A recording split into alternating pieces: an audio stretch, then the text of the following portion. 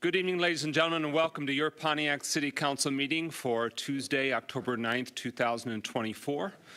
The clerk's staff will be joining us momentarily, but if there's no objection from council, we can begin with the invocation, the pledge, and in memoriam, and go from there. All right. With that, the meeting is called to order at 6:05 p.m. And Councilman Parker, this evening's invocation. Thank you, Brother President, and good evening, everybody. I pray that this nice, warm fall weather has blessed each one of you and made you feel a little bit better about the days ahead. This evening, our invocation will be given to us by Pastor Emeritus Kathy Desereau.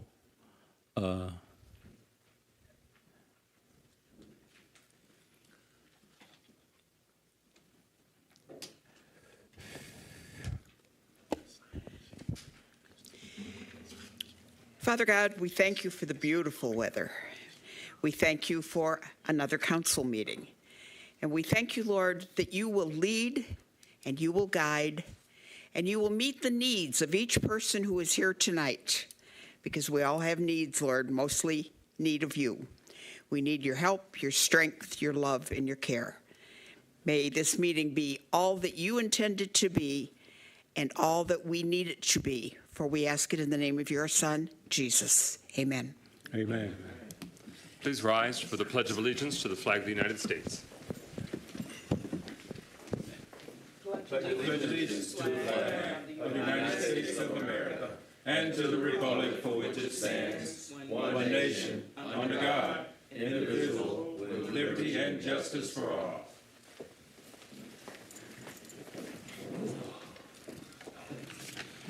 We now as a community join together for a moment of silence for those that have recently passed away in our community. I'll read the names now.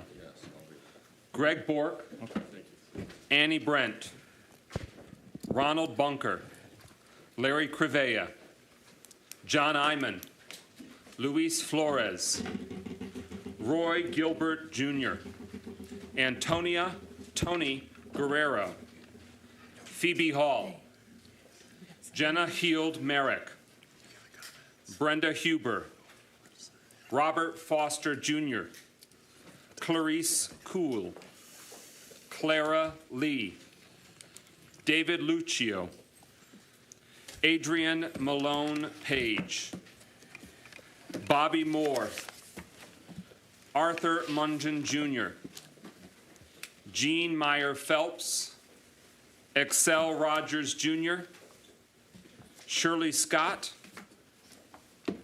longtime educator, Shirley Scott, Starletta Shemwell, Patricia Simmons Allen, who was for 25 years a city employee. So we've just learned of her passing this afternoon. So Ms. Allen, we will be honoring her with a council resolution at our next meeting to celebrate her life and her service to the city of Pontiac. Tricia Taylor Jackson and Barbara Voyle Chismadia.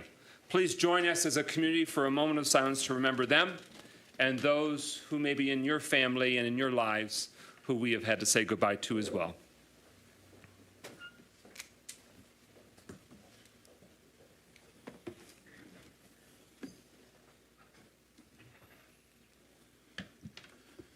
Thank you very much, and may their memories be a blessing. All right. I'll perform the roll call of council members. Councilman William Parker Jr., I'm looking at you. Are you present? Most of the time. Councilwoman Kathleen James, are you present? Yes. Pro Tem William Carrington, are you present? Present. Councilman Mikhail Goodman, are you present? Yes. Councilwoman Alana Jones, are you present? Yes. Councilwoman Melanie Rutherford, are you present?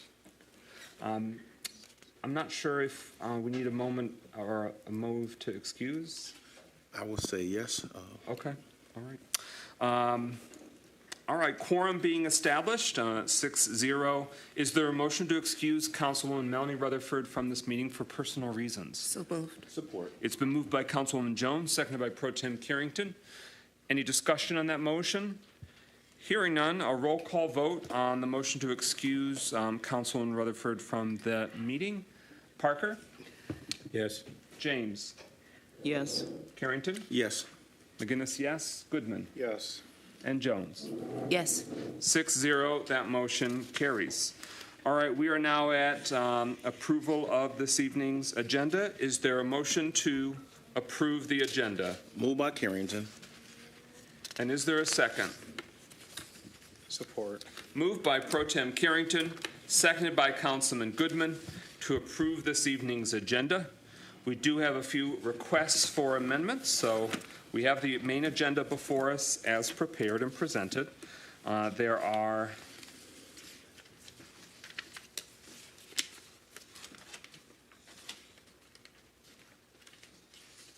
let's do them one by one. Is there a motion to amend the agenda to add a resolution to notice a public hearing for November 12th, 2024, to hear from the public about the land uses the city is reviewing as part of the previously approved moratorium? Is there a motion to add that to the agenda tonight? Again, that would just be setting a public hearing for the next council meeting. So moved. Support. It's been moved by Councilwoman Jones and seconded by Pro Tem Carrington. If that motion carries, we will put it as the resolution new number 7. So after everything that's on the agenda, it'll be the new one.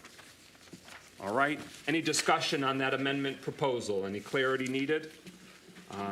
More to learn about it, but most directly, it's about, do we want to authorize a public hearing to be scheduled? Hearing no discussion, roll call. Clerk Doyle on the proposed amendment to the agenda. Jones, Yes. McGinnis, Yes. Parker, Yes. Carrington, Yes. Goodman, Yes. James. Yes. 6 yeas, no nays. That motion carries. The amendment passes. The next potential amendment to the agenda is, do we want to add a resolution to request approval to accept a $16,328,000 award from the U.S. Department of Transportation for the RAISE grant program and to execute the grant agreement? This is specifically about the repaving of Pike Street and the Clinton River Trail connector, that federal grant that we previously voted to approve application for and other actions, but this is specifically about executing the grant agreement and receiving the $16+ million. Is there a motion to amend the agenda to add that? Moved by Carrington. Second. It's been moved by Pro Tem Carrington, seconded by Councilwoman James.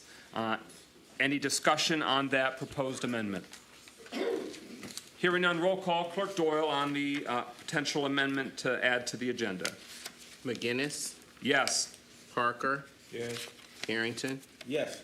Goodman, Yes. James, Yes. Jones. Yes. 6 yeas, no nays. That motion carries. The amendment is agreed to. We'll make that the new, I don't know, what's that? 8? Just following along correspondingly, slotting it in towards the end.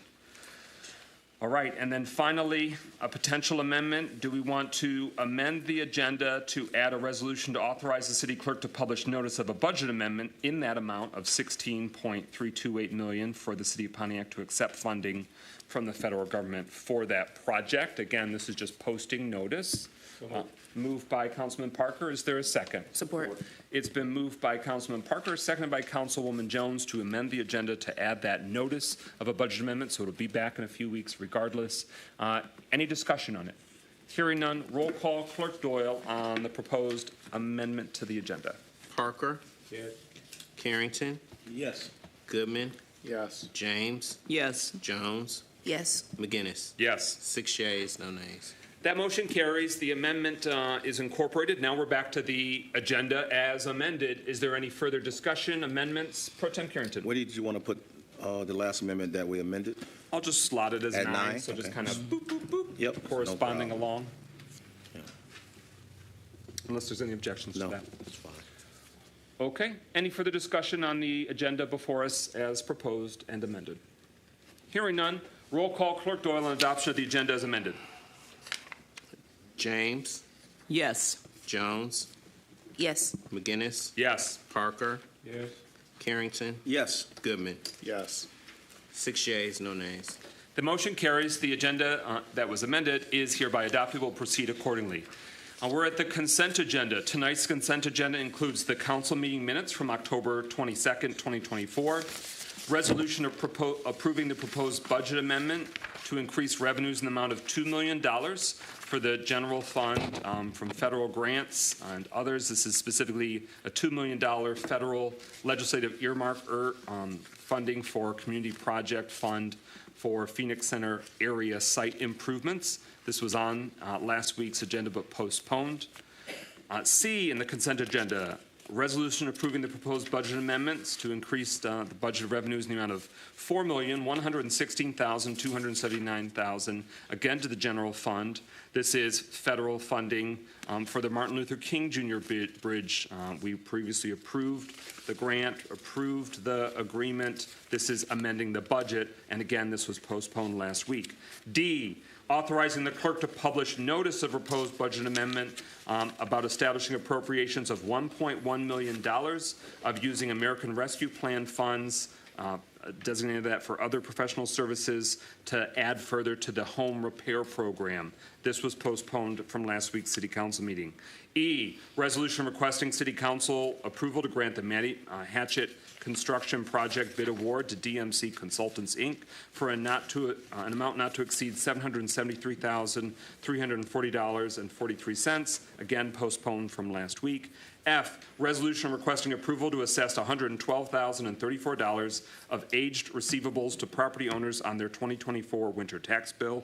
G, resolution requesting approval for the city treasurer to assess a drain and lake special assessment to property owners in the respective drain and lake districts. That's an annual repeated action. That's what's G.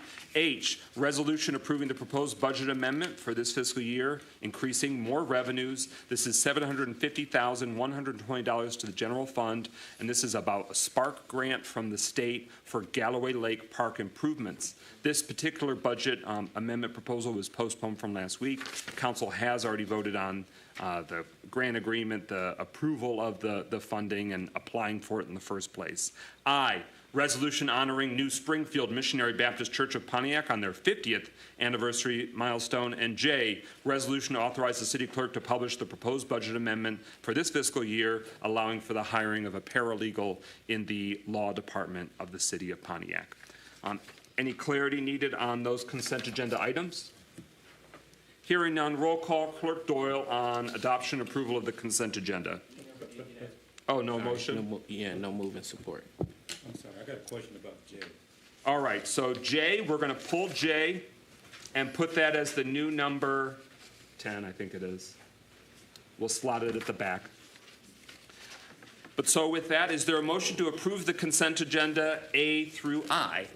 I make motion to approve. Is there a second? Support. Moved by Councilman James, seconded by Councilman Goodman. The motion is now before us on adoption and approval of the consent agenda items. Clerk Doyle. Carrington, Yes. Goodman, Yes. James, Yes. Jones, Yes. McGinnis, Yes. Parker. 6 yeas, no nays. All right, the consent agenda is approved. We're now at special presentations. The first is celebrating the centennial milestone for Pontiac resident Elizabeth Shackelford on her 100th birthday. Last week, we celebrated our Pontiac neighbor, Estelle Marshall, who had reached that 100th centennial milestone. And today, this very day, is the birthday of Pontiac resident Elizabeth Shackelford, turning 100 years young. Is her family here with us at the moment? All right, with that, I'm going to pause for a second and move on to the next special presentation in case the family still is able to make it. We turn now to City Clerk Garland Doyle and his team to help give us an update on general election voter participation in the city of Pontiac. And it's worth pointing out, this is our final City Council meeting before this momentous and important election in the city of Pontiac. So, without further ado, Clerk Doyle, you have the floor. Early voting has begun at the Pontiac Public Library site. I helped some of my family get there yesterday, and it was strong turnout, and that was day 4? No, today's Tuesday. It was day 3. Very strong turnout. If you can take one and pass it down. My understanding is that there was over 500 Pontiac residents that voted on that first day of early voting this past Saturday. So we want to thank and acknowledge all of our neighbors who came out, and we know that's one of many formats in which they can take part in the civic process. Without further ado, Clerk Doyle, take it away. Thank you, Mr. President. Just to remind people how they can vote, as the council president mentioned, early voting has started on October 26th, and it runs through this upcoming Sunday, November 4th.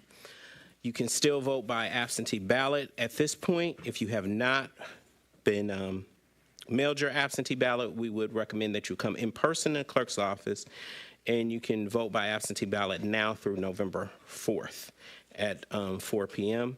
And then on Election Day, you can vote at your assigned polling location. Again, the polls will be open from 7 a.m. until 8 p.m. We're really encouraging everyone, if you're physically able to actually go in early vote. So this is the early voting schedule. You can vote at the Pontiac Public Library, and again, we're in partnership with Oakland County, so you can also vote at Waterford Oaks Activity Center. The hours for early voting are every day 8:30 to 4:30, with the exception of Thursday, which will be October 31st. The hours will be from 12 p.m. until 8 p.m. If you have already received your absentee ballot, you can return it by mail. At this point, we're really recommending that you utilize one of the secure drop boxes. The city has 4 of them. Those drop boxes are checked daily. They're under 24-hour surveillance. Let me repeat that to the public. They are under 24-hour surveillance. I'm sure most of you have heard on the news that there was some damage done to some drop boxes. I think it was either in Washington or Oregon. But in our case, our drop boxes by state law are under 24-hour surveillance. So if you tamper with a drop box, that is in essence a crime. So I definitely want to put that out to the public and let the public know that those drop boxes in essence are secure. And we do collect those from those drop boxes daily, that we are open, and we will be open all the way up until Election Day. So we will be collecting from those drop boxes daily as required by state law. You can return it directly to the clerk's office, or if you choose to, you can go to the early voting site. You will have to be processed. You can't just go up to the tabulator and insert your ballot in. They do have to check you in, because basically what they're doing is taking your absentee ballot and turning it into an early voting ballot, and then you can insert it into the a tabulator. Or you can do the same actually on Election Day, which is November 5th as well, too. And then again, to track your absentee ballot, just go to mi.gov/vote. That will let you know when we've received your application, when we mailed you your ballot, and when we received your ballot back. So if you've put your ballot in one of the drop boxes, in a lot of cases, it's received that same day. At the latest, it's received the next day, because we may have already checked the drop box for the day before you've put your ballot into the drop box.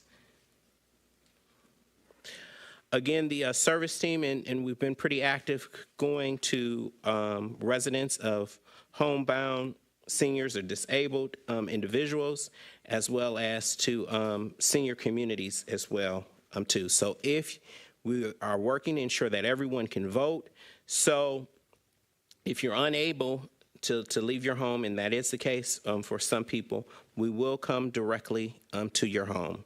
You just simply need to have your identification. Again, the last day, and I really want to state that, the last day to vote is actually Election Day, November 5th. Polls will be open from 7 a.m. until 8 p.m. You will have to go to your assigned polling location on Election Day. That will be the only place that you can vote, is at your assigned polling location on Election Day. And those are the precincts and where they are located. Again, to the public, and I want to thank the communications team, because they're putting out a communication that Harrington Elementary, although the school is closed for renovations, it will be open.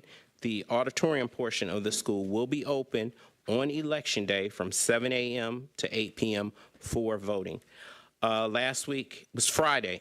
Friday or Saturday? Friday or Saturday. It's been a 7-day work day for some of us in the clerk's office, and for everyone, it will be for this week. So we put out 2 signs just like that in front of Harrington School, because I know some of the neighbors in Councilman Parker's district were thinking that their voting location had changed, to inform them that no, they will still be voting at Harrington Elementary. The school will be open from 7 a.m. until 8 p.m. for voting. If the school would have, if we would have changed your polling location, we would have had to notify you like 60 days in advance in writing to let you know of your change in polling location. So your polling location for Precinct 15 is still Harrington Elementary School. Again, voter registration, you can register all the way up and through to Election Day.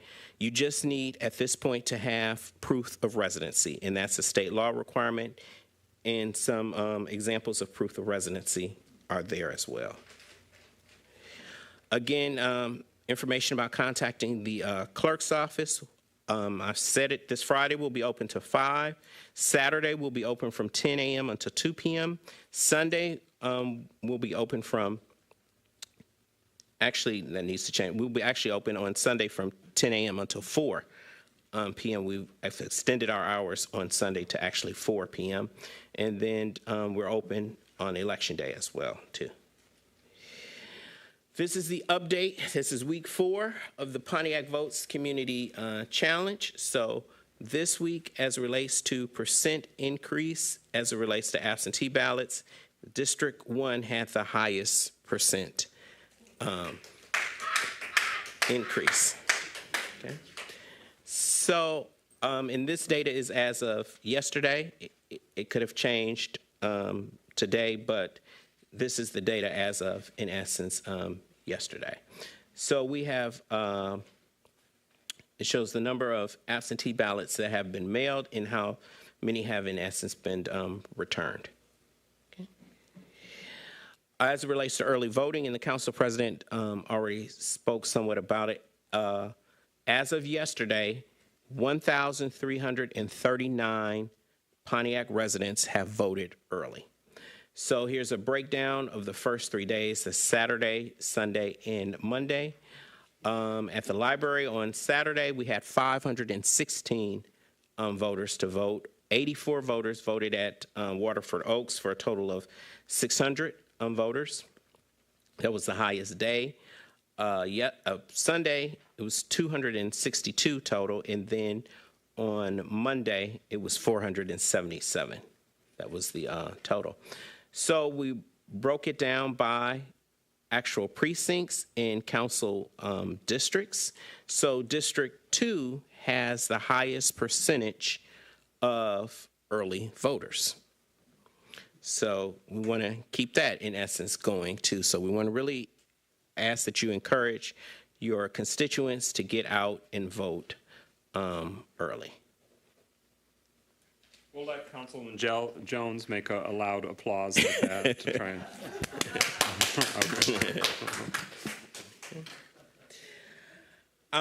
I want to show how we're doing.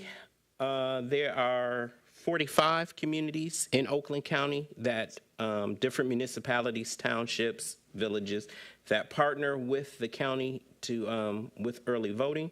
And the 3 communities that are highlighted are similar in as far as number of registered voters.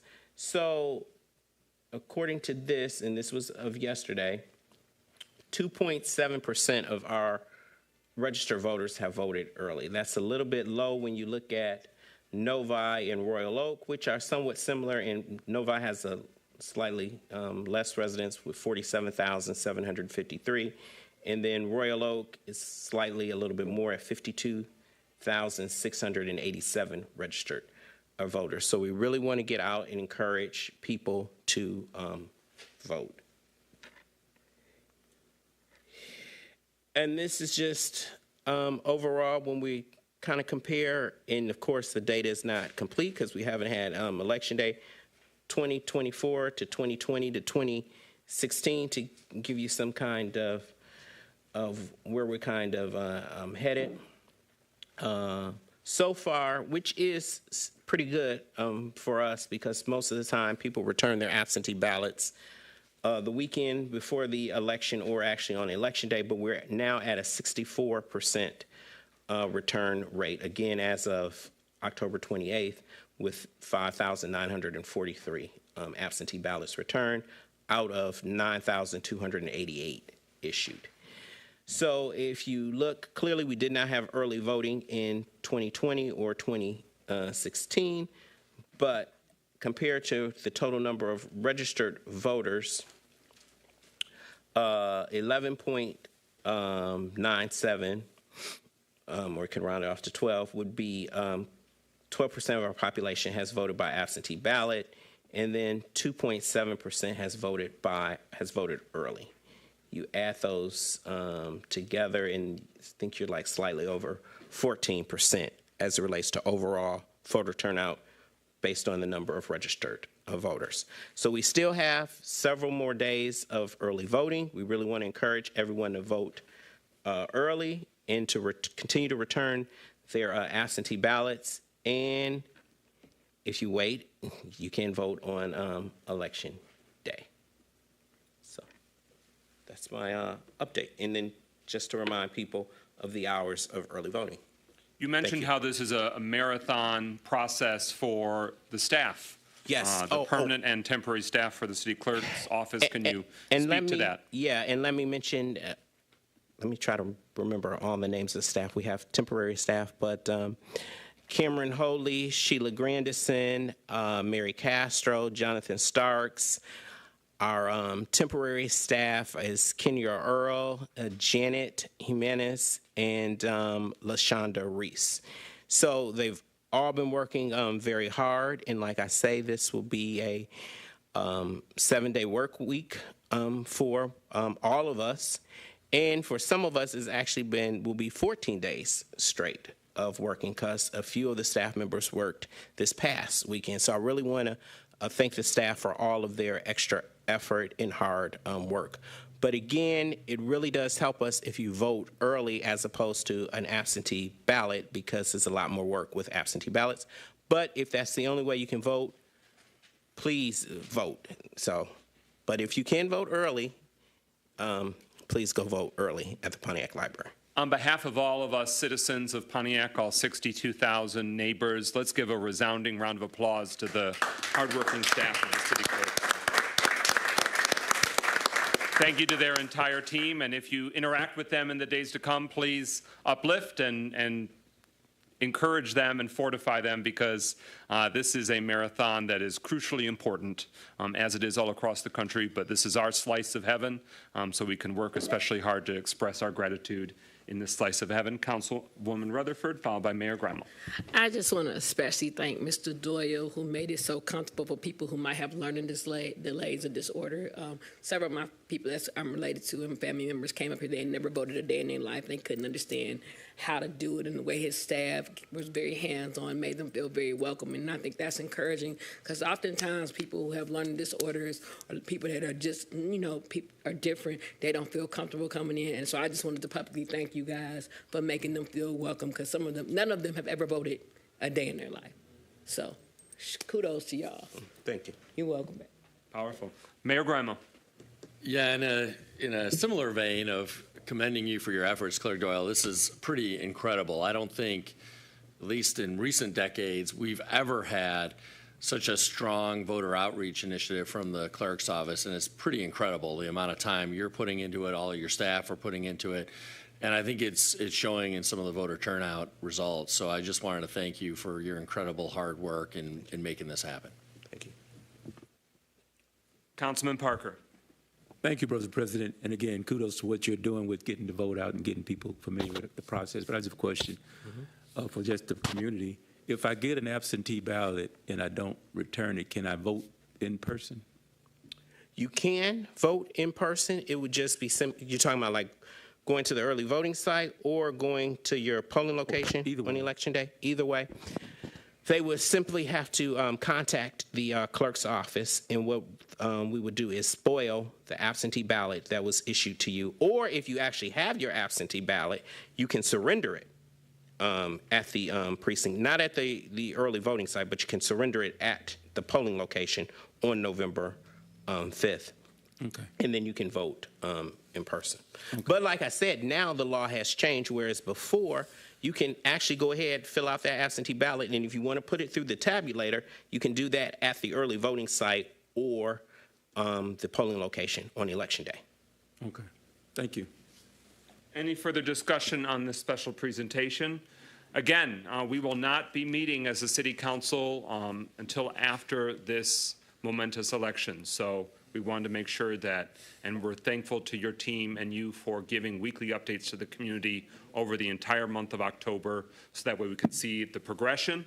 And I want to celebrate our partners at the Pontiac Public Library, because logistically that's a lot. I mean, they're open as a library while also having, if you haven't been yet, the early voting is in the lower level. So those side doors closer to the parking lot would be the entrance you're most easily going to want to utilize. There are elevators available in the library should you need it, but very friendly, very efficient, and to Councilwoman Rutherford's point, even if all of us in the room have been voting every possible time or for decades, we should recognize that it's an unfamiliar process for some, and any encouragement and support you can provide and can remove that stigma, reduce some of the barriers, so that way all of our neighbors know that they can participate no matter whom they want to cast a ballot for.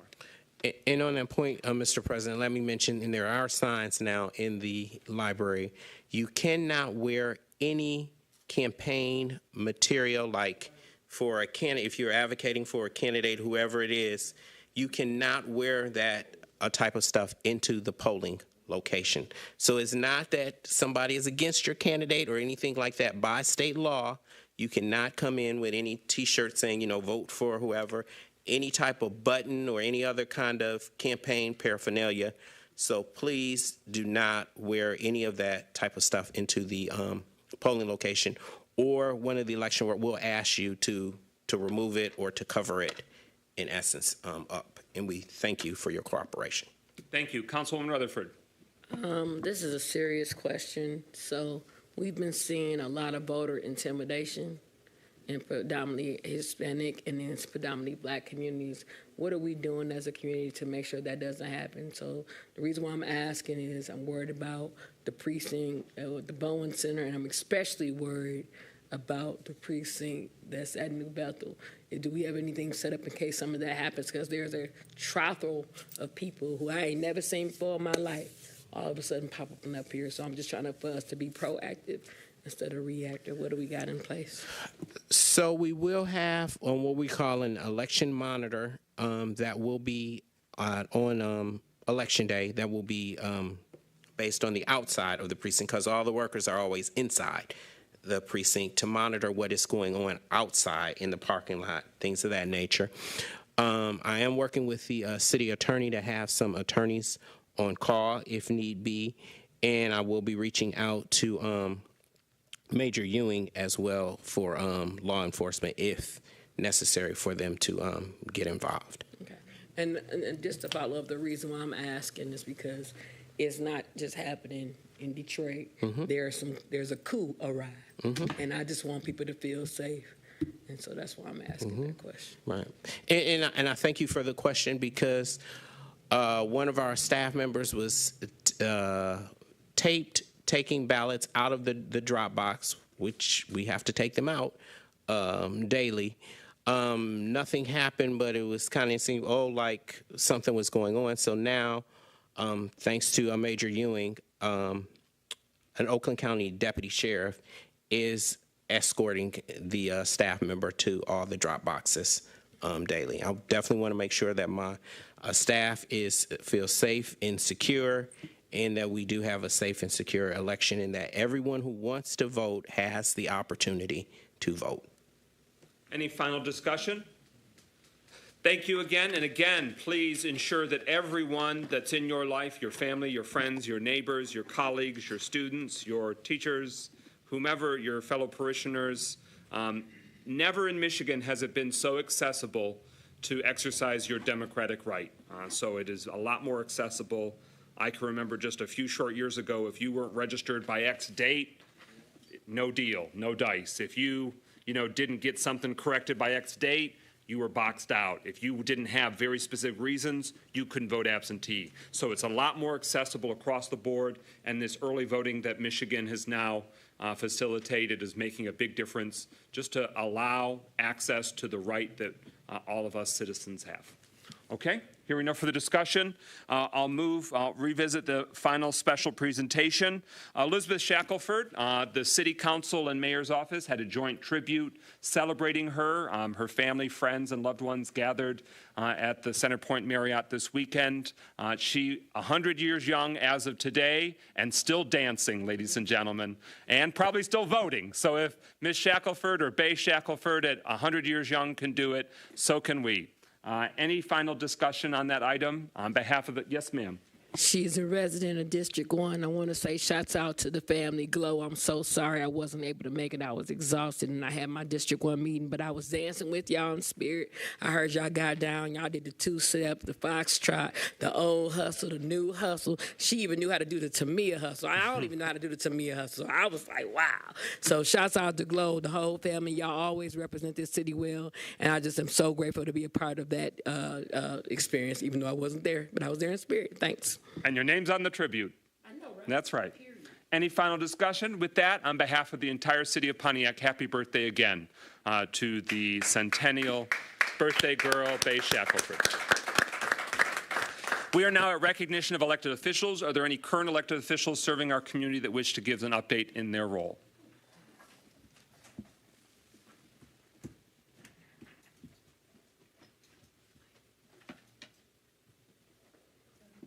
Well, first, I'm the guy who's the head of my life. And I would like to tell you, as the MDP voter protection woman, I am so proud of the Pontiac the clerk's office. I came in today, and thank you. And thank you all for doing the work and turned in my report. And let them know this clerk office is working diligently to bring everything full circle. And I thank this office and everybody here, as I took pictures to send to the people today to show that our clerk office is doing a wonderful job. Thank you, and keep up the good work. Thank you to elected precinct delegate Veronica Taylor. Are there other elected officials that wish to give an update? With that, we are now at agenda address. Pro Tem Carrington, any requests tonight? Yes, thank you, President McGinnis. Ms. Rosalind Northcross.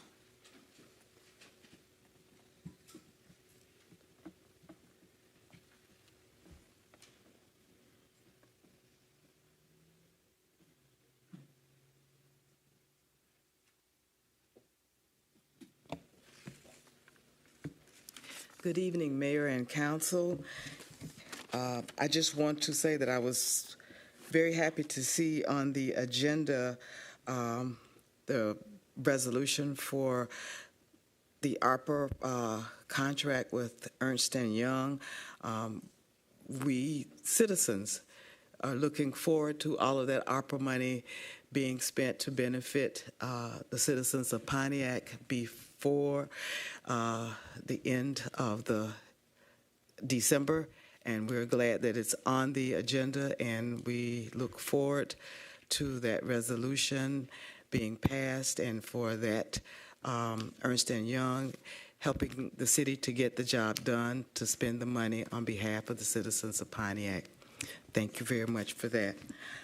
Also, I'd like to comment on the franchise renewal with Comcast.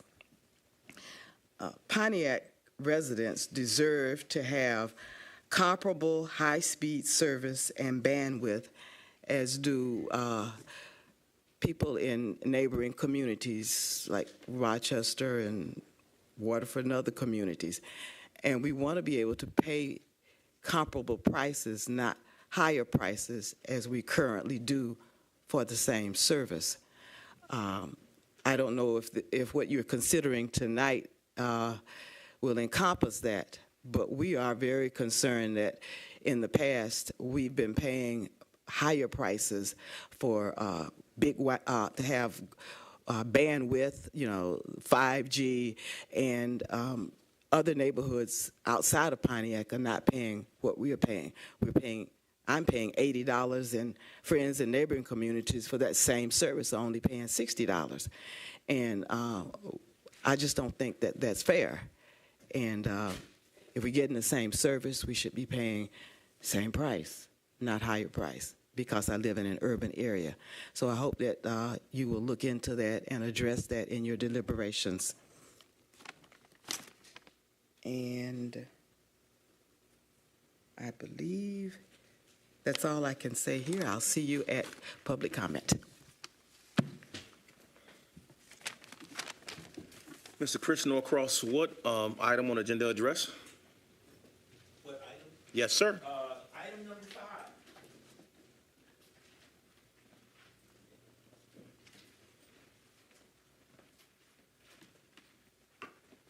Chris Northcross, 168 Astorwood. Good evening to our esteemed Mayor Grimal, esteemed City Council members, and good evening to all in the audience this evening.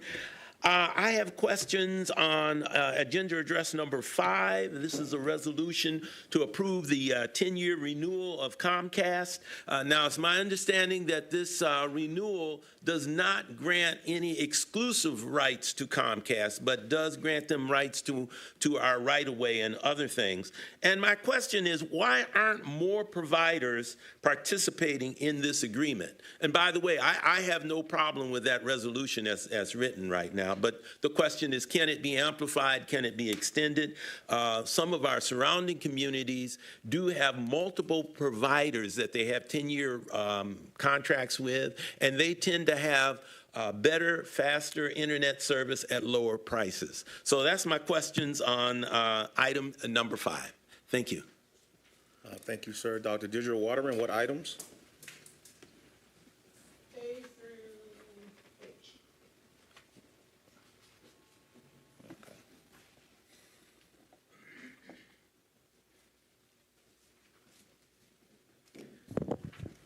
A through H, actually, most of the consent agenda that was passed just a few minutes ago by council without a discussion or without a murmur of what was in this agenda. Now, generally, a consent agenda is something that is passed when it's uniformly agreed upon and where there is no debate about it. But items A through H are $9 million worth of city projects and money, for which I am sure many of the citizens would like to know what's involved in this. Many of this consent agenda was on last week's agenda, and the council decided that you voted to postpone it until today, for this week. So instead of having the discussion that the public is entitled to with transparency, you decided not to discuss it at all and just to pass it without a murmur. Now, the council, the executive office sometimes puts the agenda on, but as president, Mike McGinnis, you are the one who also mandates what the agenda will be for the city council. So it's also, as heir apparent, I guess, you also decided that the public shouldn't know what's in these items, and some of these items are pretty important. So what is it that you don't want the city to know, the taxpayers to have a chance to know about, reason why you didn't want it discussed today and passed it without a whimper? Well, one of the things is the $2 million grant we got for the Phoenix Center, in which the Oakland County is wondering what we're going to do with that because it was gotten so we could salvage the amphitheater. The Arpa funding, there's the money about the Arpa funding. Everywhere I go in the town, as I go to different council meetings, homeowners are asking, why didn't I get the $25,000 grant? They don't even know that it's closed. All right. Conclude your time. Those are the things. Thank you, Dr. Waterman. Ms. Linda Watson, what item? Retirement?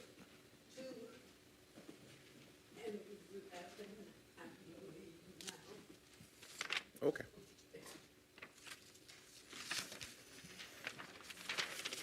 But first, before I forget, I put in a request for a street sign at California Motor back in July. it's still not there. On the voter presentation, I went to do early voting so I could try it out on Saturday. It was packed, so I decided to do it on Monday. It was smooth. I had an absentee ballot. They checked me in, and I could put my ballot in the tabulator. They also offered me assistance in filling out my form because I can no longer write. So I was very thankful for that. So, and I was 1,024 on Monday at 12. So I was pleased about the turnout for that. On number 11, the retirees, I just wanted to give refreshers to the retirees.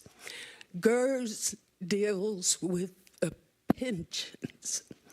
VIVA deals with the health care. And CPRA is the Association of Retired Employees.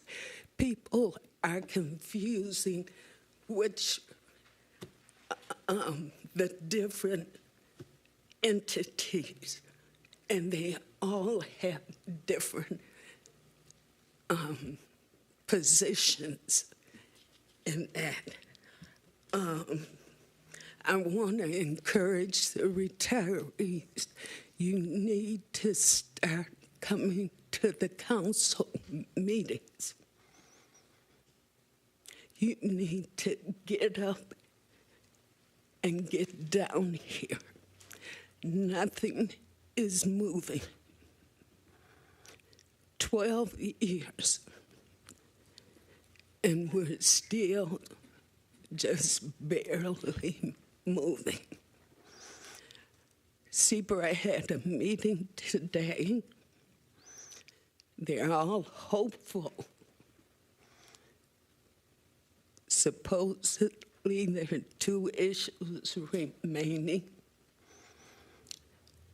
but we know it won't happen this year. So thank you. Thank you, Ms. Watson. Pastor Kathy Desiree, what item on the agenda? Okay.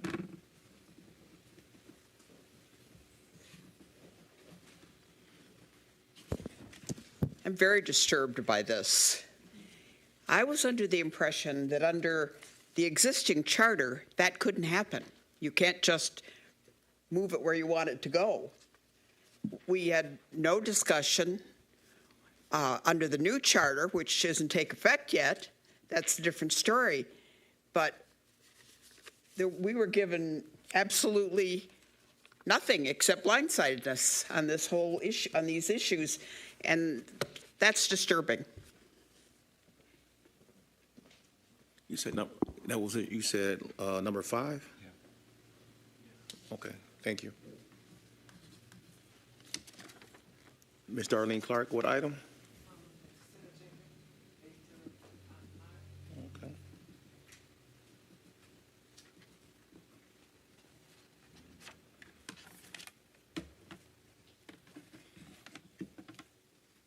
Good evening, Council, Clerk, and Administration. What I was confusing is that, well, no, I'm not confused. Let me rephrase this. I apologize for that. The City of Pontiac residents hear 2 things. They hear a lot about the budget, and they hear a lot about the general fund and the ARP funds. The residents from the administration needs to have clarity to understand, since your administration, you have been withdrawing money from the general fund. A lot of residents are not very clear how is that possible without being drained. I have brought it up to Mr. Kafani, Deputy Mayor Kafani. He has cooperated, so with that being said, thank you, Mr. Kafani. But please, is there any way, again, help the city of Pontiac residents understand how continuously, weekly, money is taken from the general fund to be replaced for projects that needs to be done? Thank you. Ms. Clark, that concludes the agenda address. President McGinnis. Thank you. We're at number 3 on the agenda. Is there a motion to adopt the resolution to authorize the city to enter into a contract with M-Cube Staffing LLC for the services of Mr. Ronald Crank to serve as the consultant for the City Council redistricting mapping project not to exceed $25,000? Moved by Carrington. Is there a second? Support. Moved by Pro Tem Carrington, seconded by Councilman Goodman, so we can discuss this now. The citizens of Pontiac voted to revise our city charter, the governing document for the city, and for the structure of our legislative branch, the City Council. It was determined that rather than 7 districts, there would be 6 districts and 1 council member at large. So the lines have to be redrawn to go from 7 to 6. Regardless of that decision, it was also due to be redrawn because every 10 years an annual census happens by the federal government. And the charter requires that all of the districts, be they 7 or 6, are within 1% of the same population, essentially try to make it as equal as possible to the population count of all residents in the respective districts. So for those dual purposes, council district lines will have to be redrawn ahead of next year's elections and ahead of this new next term for City Council that will begin in January of 2026. So to make sure that it's done professionally, the proposed individual to help handle the technical aspects of drawing lines so that way they follow the appropriate tracts and are made to be even in population. The individual who did it the last time is who's proposed. Ron Crank previously worked for 30 plus years with Oakland County. He has since retired and so is able to do independent work as needed on a contractual basis. So we would be utilizing the same professional technical support that provided the service in the previous decade, and as somebody who has done the county commission lines, drawn the county commission lines. So the proposed work ahead would include the drafting of a few potential maps, concepts that would be provided to council and the community next month. That's the target. So that way through the course of November, we can have these initial maps, get feedback from residents on what they would think would be improvements that could make the lines and the districts even more representative and strong. But the goal is to, before the end of the year, be able to hold public hearings and then ultimately a vote. The charter mandates that the council has to fulfill that task of setting these district lines every 10 years.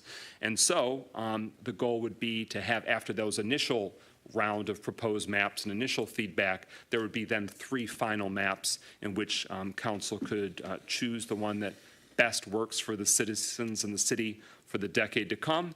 And then 10 years from now or less, it will happen again based on the next census, and that's that. So we got to have somebody that knows what they're doing and could do it professionally and effectively, and then give us that technical support. There might be future work that has to be done beyond this. Of course, it's got to match up then with the voting system because there'll be precinct lines and people getting updated voter cards and all that jazz.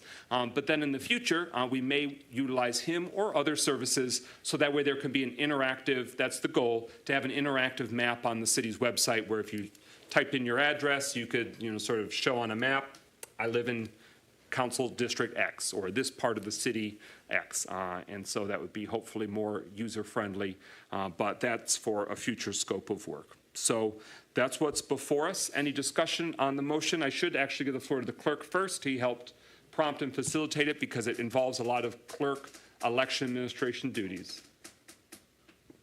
Thank you, Mr. President, but I believe you covered it all. Okay. All right. Councilman Rutherford. It's just a question. When will we be implementing the new charter with all the different rules and such. And I'm asking that because there are some things that are really being done that shouldn't be happening. And one, for example, people from the administration side, people need to report who's related to who, and they have to use it. In a new charter, it says that you have to file that as to let HR know. And so when will we be implementing all these new rules with the charter? It was shared in the public that the new charter is not in effect. I have to correct the record on that. The new charter is in effect. The voters approved and established it August, whatever that election was, 6th, 5th. And then it went into effect after it was officially filed and sealed as a certified election, which the clerk's office verified and confirmed that happened end of August-ish. So the new charter is in effect. And there are many changes across the board. And it's actually one of the topics that we're going into closed session tonight to hear from the city attorney what is and is not, in terms of legal compliance with the charter. We'll be reviewing some of those questions and legal implications. So beyond this, right before us is the redistricting part. But yes, there are more questions to be resolved to make sure that we are transitioning as swiftly as possible and being in compliance with law. Follow up? Yeah, and so also the ethics board will be put in place as well. There's a few different new established components that the charter revision called for, including a board of ethics, including a public integrity officer or some. So those all have to be implemented still. Yes. I just wanted to make sure it was said publicly because I get asked that privately, and I think that, we have to start doing things in decency and in order. And so if won't nobody else ask the tough questions, I ain't got nothing else to do, I'll ask them. Thanks so much. Very good. Further discussion on the motion before us. So again, should this be adopted, we'll be able to meet the tight timeline. We want to move quick, so that way we give the public ample opportunity to see various draft maps and then be able to see various final maps. And then have input before council has to make a decision. Yes, sir. I did have a comment. So we will be, if this contract is approved, we will be adding a link on the clerk's page about redistricting, so where we'll be able to keep the public informed about the redistricting process. Yes, and our next city council meeting is November 12th. We intend to, if we don't have sort of these initial conceptual maps to share, we will give a status update as a discussion perhaps, or an update from the clerk's office, because there'll be multiple opportunities hopefully in November to help shape and move the process forward. Any further discussion? Yes, ma'am. Could you go over the timing one more time? If this is approved tonight, when will he start? When will we see the initial work and the residents be able to look it over? Just go over those. Yes, last week the clerk's office, the city attorney's office, the city council office, planning office, and IT got together to kind of map how can we make sure that we land all the different steps. But the intention is, if this was executed tonight, that Mr. Crank can immediately begin the work of those initial maps, conceptual maps, getting the census voter, the census file of what's the number of who all lives on all streets of the city of Pontiac, and before November 8th, having those 3 early conceptual maps, so that way we can begin that engagement and feedback process.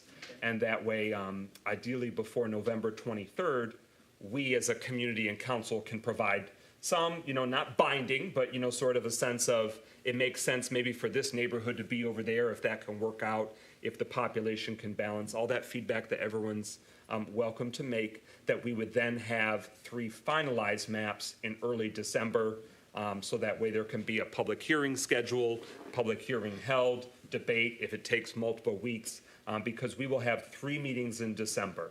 There will not be council meetings at the end of the year due to the proximity to the holidays. So the hope is that by, December 17th, a final decision is made. And then the clerk's office, working with the state of Michigan and the qualified voter file, has to make sure that those new maps line up into the administration of the elections. That way, everyone's got their precinct assignments and in the back end, kind of the IT back end for the administration of the election. So after we adopt maps, they'd be working to make sure that come the administration of the election in the summer and the fall, that everything's kosher and copacetic on the back end with the new districts, which will be a lot. It'll be an undertaking. Any further discussion? All right, so depending on the outcome of this vote, we will have an update to the public and the council at our next city council meeting on this front. Hearing nothing further, roll call Clerk Doyle on the motion. Carrington, Yes. Goodman, Yes. James, Yes. Jones, Yes. McGinnis, Yes. Parker, Yes. Rutherford. Yeah. 7 yeas, no nays. Motion carries. Resolutions adopted. We're at number 4 on the agenda. Is there a motion to approve the resolution to adopt the City of Pontiac's Emergency Operations Support Plan to be included in the Oakland County Emergency Plan? So moved. Is there a second? Support. It's been moved by Councilwoman Rutherford, seconded by Councilwoman Jones. The matter is before us. Mayor and Administration, for context. Thank you. So this is a document that is required of all municipalities in Oakland County. It's something that needs to periodically be updated, and it has not been updated in a long time. So we have now updated this in collaboration with the Oakland County Emergency Operations Center, and I want to turn it over to our Deputy Mayor to explain the item in greater detail. Thank you, Mayor. City Council. All I would really like to just draw to your attention, as the mayor said, all communities are asked to complete this document and get it sent over to Oakland County. We had actually, if you see on here, there are some of the signatures you will see in here are from much earlier this year. I see one signature in here from August. So we had actually completed this and sent it into Oakland County earlier in the year. Oakland County then did a review of it and asked us to make some minor changes, some language that they wanted added, and then additionally, they there were a few places where we had not received the updated signatures. So as you know, we had our fire chief retire, and then we just needed to get the new chief signed on. So again, it is a fairly standard document. We use the format that Oakland County had provided to us, and it's just, hey, if there's ever some kind of emergency in the city, who is responsible for doing what, so that when Oakland County sends aid, they know exactly who it is that they should be contacting for each area of focus. And so we've got many pages here that represent the document.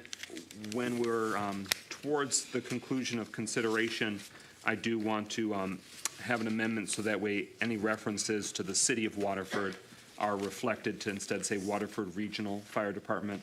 And it mentions Captain Ewing, that should be Major Ewing, and instead of Captain Childs, it should say Under Sheriff Childs to reflect their roles with the Sheriff Department. So those are minor but easy tweaks that we will include as an amendment. Councilwoman Rutherford for further discussion. 2 questions. We currently have a large shortage in the DPW department. How can we implement this emergency plan if we don't have the people in place? And what is the administration plan to offset the shortage we have for certain departments? I'm referring, if, for example, snow plowing, and I'm also referring, for example, last year we had a ice storm, which we were not ready for, which was critical, and it was affected by a lot of people that was from our home-free people. It affected them. So what is I know this is the emergency plan, but what is the tools you guys are going to use to offset this? Not using the churches, but the city going to use so that we have everything in place. I yield to the administration.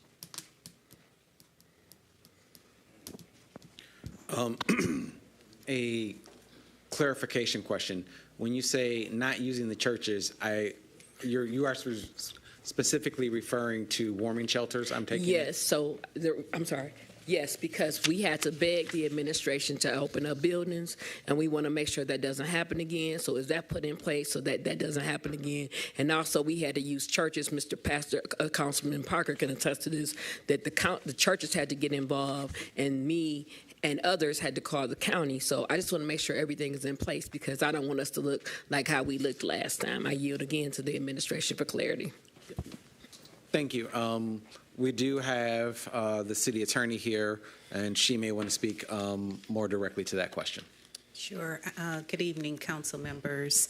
As part of the emergency operations plan, that opens up the ability to tap into the Red Cross. And so once this is approved, because Oakland County is our emergency operations management system, that would open us up to being able to utilize services of the Red Cross. Any further discussion for a first time? Councilman Parker, followed by Councilman James, and then Councilman Rutherford for a second time. Microphone.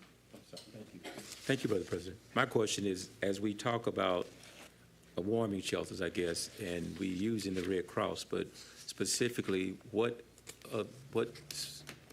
support does the Red Cross offer in actually providing a space to put people? We will probably have to explore that more, but in the instance of a warming center being opened by the city, I mean, for example, Red Cross in Oakland County could provide water or any type of small things that the city may need to assist with those who are at a warming center. But in particular, I know they offered to be able to provide water and other types of beverages and potentially other types of food.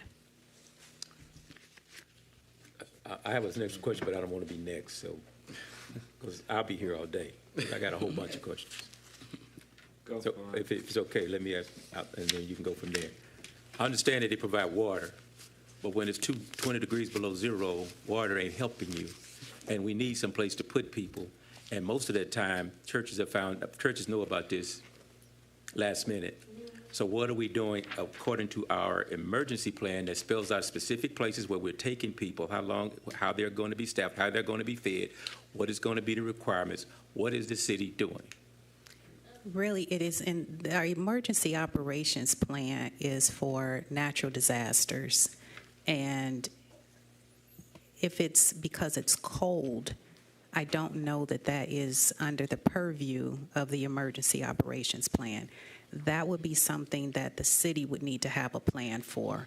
But the emergency operations plan speaks to disasters, natural disasters, things of that nature.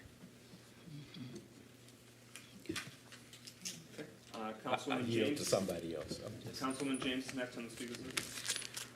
Yeah, I see that this is, and you know, we can approve this, but I think the questions that have come up in the past about that the city of Pontiac needs an plan that spells out in an emergency situation, whether it's a flood or a storm, you know, where do people go?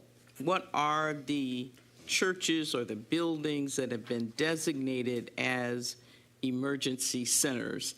And this does not do that.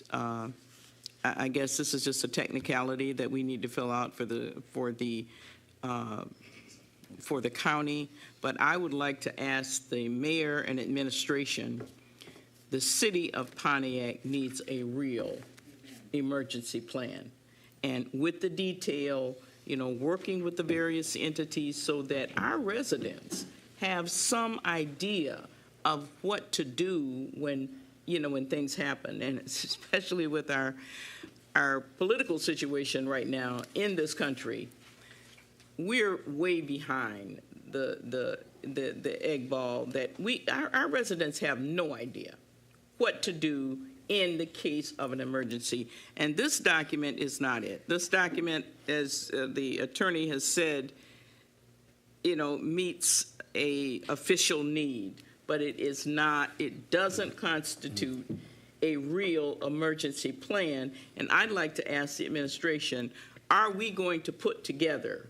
When are we going to put together a real emergency plan, something that our residents can understand, just like our clerk has done an outstanding job making people understand how to vote, how to get this thing done.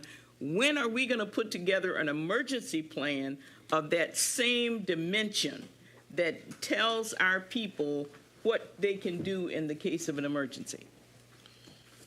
All right, we got a lot of people on the speakers list. The administration didn't set the stage, so I'm going to try on fill the void for all of our benefit. City of Pontiac support emergency operations plan and all hazards plan supporting the Oakland County Emergency Operations Plan for use in the event of disaster or severe emergency of natural, human, wartime, technological, or terrorism origin. So the challenge is to the county and the city's administration to make the designation between what is considered legally a disaster or a severe emergency, and will we use the same template for something that doesn't legally meet the threshold of disaster or severe emergency. It states under purpose that it's an activation of this plan at the beginning of a disaster or emergency, also establishes eligibility to receive state assistance for disaster-related expenses incurred during a state of emergency or disaster declared by the governor for which federal assistance is unavailable. So I interpret that to mean, and I welcome clarity legally or otherwise, that by us having a plan on paper in place, we would be eligible if something truly catastrophic were to befall this city, that we would be able to be eligible for funding for that. And I'll keep scouring this documentation that was provided to us. This is the first. We have asked previously, where does this stand on council leadership on behalf of the council, but this is the first time this plan has been reviewed or deliberated by the council. So I welcome any further clarity on time deadlines, so that way if it's advisable or preferred for this council, if we even have the option of considering this a first reading. So with that, the mayor was next on the speakers list. Councilman Goodman hasn't spoken yet. Pro Tem Carrington hasn't spoken yet. Councilman Rutherford would like to speak for a second time. Mayor Brimel next on the speakers list. Yeah, I do want to try to level set expectations about what this document is and what it isn't. It's a document that really identifies who different point people are at the city to work with Oakland County and with the state of Michigan in the case of a catastrophic disaster. That's what the purpose of this document is. No municipality of our size in the state has a plan where they themselves solve the problems of a catastrophic nature. That's not the purpose of this document. That falls to the county and it falls to the state and federal governments. What this plan does is identifies who the point people are here in city government to work with the county, state, and federal governments to solve problems of a catastrophic nature. So I just want to be clear on that. And in terms of cold weather emergencies, that is very serious, and we take that seriously. But that's not a catastrophic event in the sense that this document contemplates. We have a lot of days, at least in a normal winter. Last year we had a mild winter, but we have a lot of days where it's freezing cold outside, where it's below 32 degrees, where it's below 20 degrees. And so that's not a single catastrophic event that this document contemplates. That's really a separate issue. It's a serious issue, but it's a separate issue. And I know that Pastor Laura Kelsey and others are working to try to make arrangements to expand cold weather shelter in the community. I know that the city provided funding to a variety of emergency shelter providers to assist this year with that. Those are important topics, but that's not what this document is about. I just want to be clear. All right, so to put a finer point on it, this can be considered for what it is, but the council adopted as one of their priorities this year that we would be proactive when there are crises, a community crisis, in which we consider an extreme heat event and an extreme frigid temperature event to be moments of crisis where the community, with the city's prompting, can be activated. And I think that's a shared opinion of this city council, and we can take more action to put a finer point on it, is that we have strong expectations that the city government would take steps, precautions, communicate. I'm looking at this plan. It talks about how you notify the community, how you get the word out, how you work with other agencies. So it can be deliberated, what's that sort of activation plan look like and what's the exposure or financial commitment of the city. But that is something that this city council has been expecting, is wanting to see, because it is inevitable where the people look to the city to help them navigate moments of crisis. They are not only weather crisis, but that is the one that seems to happen like clockwork. So I just want to, on behalf of this council, emphasize that further. Because you've presented this as the city's emergency plan, we're viewing this as our bite at the apple to try and make sure that emergencies with a capital E and a lowercase e are in the mix. So I think this council can take action to handle the capital E emergency based on what some legal requirements are, but the city council and the citizens are still looking for that emergency with a lowercase e to be taken seriously and planned for. We do not want to put our heads in the sand or the heads in the ice block or our heads in the fire or the heads in the 110-degree sweltering with no air conditioning or no fan home of a senior that happens in urban communities in our state often, sometimes more and more often based on severe weather incidents. So we want to be prepared. We're not trying to fund or finance every action that's taken, but the community, including nonprofits and religious and philanthropic groups, usually look to us to say, what's happening?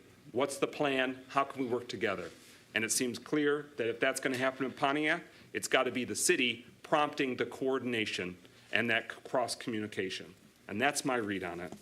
Next on the speakers list, Councilman Goodman. Well, you saved me a lot of the things I was going to say, Michael, so I appreciate that. I've gathered that this is a thing that we just simply have to do as a matter of procedure for getting resources from the county and the state. Is that correct? That's correct. And other municipalities do the same. Every municipality has to have a plan, such as this template, that Oakland County includes as part of its larger plan.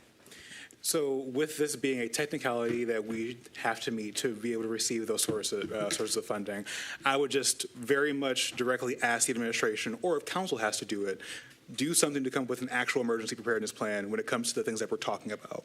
We're talking about cold weather events and hot days. If we need to be forceful and ask for that to be done before the end of this calendar year or before the winter is finished, then that's something that we have to do, but that is separate than this. And so for that reason, I would like to call the question. Councilman Goodman is moving to end debate and move into voting. Is there a second to that? I second. All right, so Councilman Goodman, seconded by Pro Tem Carrington, seeks to end debate and move into voting on this resolution. Roll call, Clerk Doyle, on calling the question. This is not whether we pass or fail this resolution. This is, will we move into voting immediately and end the speakers list? Clerk Doyle. Oh, I'm sorry. I'll do the roll call. Parker, on calling the question. Brother President, I don't want to prolong the meeting, but I know this requires further discussion. So if you're asking me if I don't want to discuss it here, then because of people that are here, I'd say, no, I don't want to discuss it here. But there does need to be a discussion had with administration as to what are we going to do when some of these things occur, because as everybody said, this plan does not do it. So is that a yes or a no to call the question on the resolution? Just so we can move on, yes. Okay. Councilwoman James, yes or no to calling the question, ending debate on the motion? Yes. Pro Tem? Yes. Councilman Goodman? Yes. Councilwoman Jones? No. Councilwoman Rutherford? Hell no. A no would work. not.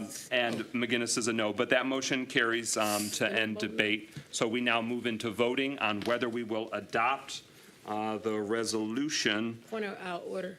Can we add, it's too late to add something as a discussion item, or we gotta, can it still be done? Because the reason why I'm asking is because this is a real issue, and we're gonna have a real. Yes, you are, procedurally, you can move to amend the agenda to add a discussion later in this meeting. Thank you. But I do want to note, we need an amendment to say that we're going to call the major a major and the I'll undersheriff make an the motion, do all undersheriff. the stuff you said need to be done. And make it so instead of City of Waterford, which isn't a thing, we would instead call it the Waterford Regional Fire Department. Councilman Rutherford moves that amendment. Support. Is supported by Councilman Goodman. Any clarity needed on that technical tweak to the plan? Hearing none, it's adding a final resolve that makes those reflections. I'll do a roll call on that amendment of making those technical corrections and a final resolve to the resolution. Councilman Parker? I'm sorry, I was reading something. To adding Waterford Regional Fire Department under sheriff instead of, and That's major fine. correcting those, Yes. okay. Parker votes yes. James? Yes.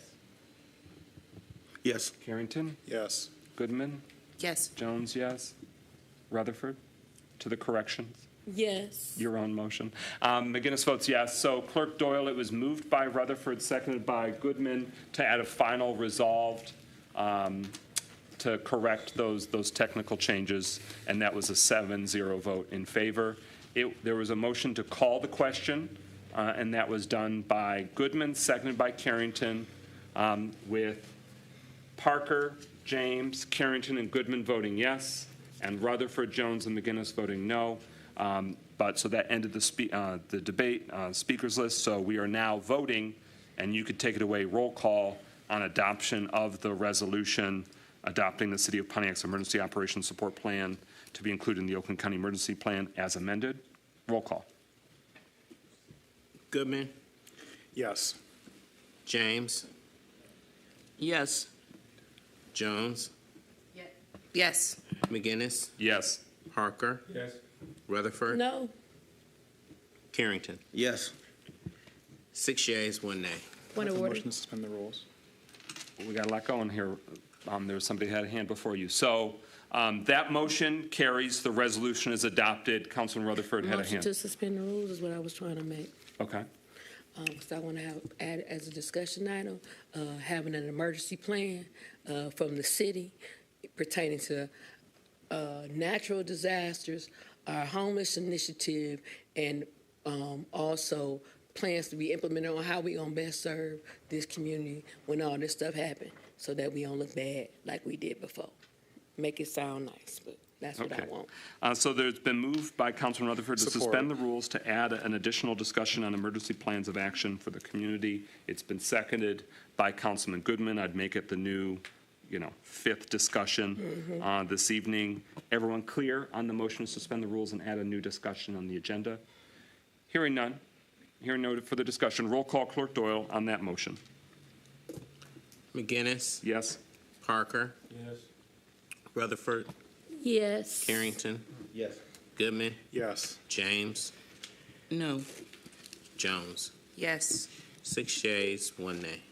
That motion carries. We will incorporate that additional discussion. And I just want to say, that's helpful. So like if there's a bigger question that comes up or a question beyond a resolution that we have, let's bring it into a discussion that night or another night versus sort of going sideways if it's related but not pertinent or directly involving that. That was a good move. Okay. Number 4 on the agenda was adopted. We're at number 5. Is there a motion to adopt the resolution So moved. to approve a 10-year franchise renewal agreement with Comcast in accordance with Public Act 480 of 2006, pending Comcast submission of a completed uniform video service local franchise agreement? To begin debate, it's been moved by Councilman Goodman. Is there a second? Support. All right, Councilman Goodman moves, Councilwoman Jones supports. So this is the first time it's coming before City Council, and my expectation is that we shouldn't render a verdict here tonight unless I'm told by the city attorney we must. But since it's new to both the council and the community, I want us to help wrap our arms around just what is before us and make sure that we're complying with the charter, we're benefiting the consumers of Pontiac, and we're getting the best possible, yielding the best possible return of fees or funding from Comcast or any other franchise agreement participant. So with that, we'll give the floor to the administration, the attorney, to give us some perspective on what we're at, and we'll start the speakers list from there. Mayor and City Attorney. Thank you. So state law allows for municipalities to negotiate with cable providers what are called franchise agreements. And these agreements typically focus on how much funding is provided for PEG channels, meaning public, educational, and governmental channels. That can include funding for things like the broadcasting of city council meetings. So that's typically what these negotiated franchise agreements focus on. I'm not aware of any municipalities in the state that regulate the rates that consumers pay for channels. In fact, I don't know that that's legal to do as part of these agreements. But with that, I'll turn it over to our law director, our legal director, general counsel, Joanne Gurley, for further information. Good evening again. So as the mayor stated, this memo here is a precursor to what you can expect in the next couple weeks. The city has 2 franchise agreements with AT&T and Comcast to provide cable service to residents. And so there are 2 aspects to the franchise agreement. There's a 5% fee that's a pass-through tax that the city charges in order for the utilities to be in the city's rights of way. Maxes out at 5%. And then there's the PEG fee that the mayor alluded to. That max is 2%. These agreements are 10 years statutorily. That's what is the basis for the request for a 10-year agreement. So that's across the board, no matter what community. The uniform agreement really limits any negotiating efforts that a municipality has. And it's limited to the maximum of 5% for the franchise fee and a maximum of 2% for the PEG fee. The city's agreement with AT&T won't end until 2026, but the one with Comcast ends at the end of this year. And so we're in the process of writing in the correct fees so that the city gets the maximum amount that it can. And it's not easy to say that just because you can get up to 2% for the PEG fee, that's what you'll get. It's based on what the incumbent pays. So in this scenario, AT&T is the incumbent, and they pay the city 2% in PEG fees. And since now Comcast is up for renewal, the previous percentage that the city received was 1.25%. So my request is that I be given permission from council to add 2% so that we would get the maximum, which would be the same that AT&T is paying the city, so that there will be parity between Comcast and AT&T. So in essence, we would get 5% max franchise fee and then 2% for the PEG fee. And the PEG fee is what pays for the operation of the cable channel. Thank you very much for that context. And so the document before us, does it establish that 2%, or would we need to amend to get that for the PEG fees?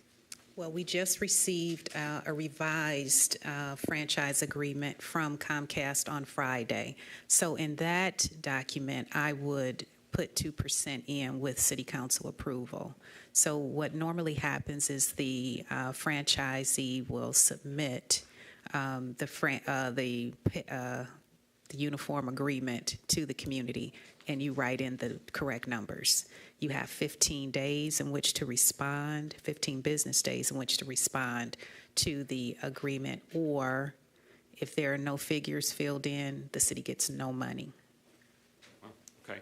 And this is not an exclusivity agreement. This would not be an exclusive franchise, as you indicated, AT&T also has a franchise with the city of Pontiac? And would other future cable providers be eligible to get in the mix or get in the market, so to speak? Absolutely. Any cable company can come in to a community and set up service. They would just be subject to having a franchise fee with that municipality.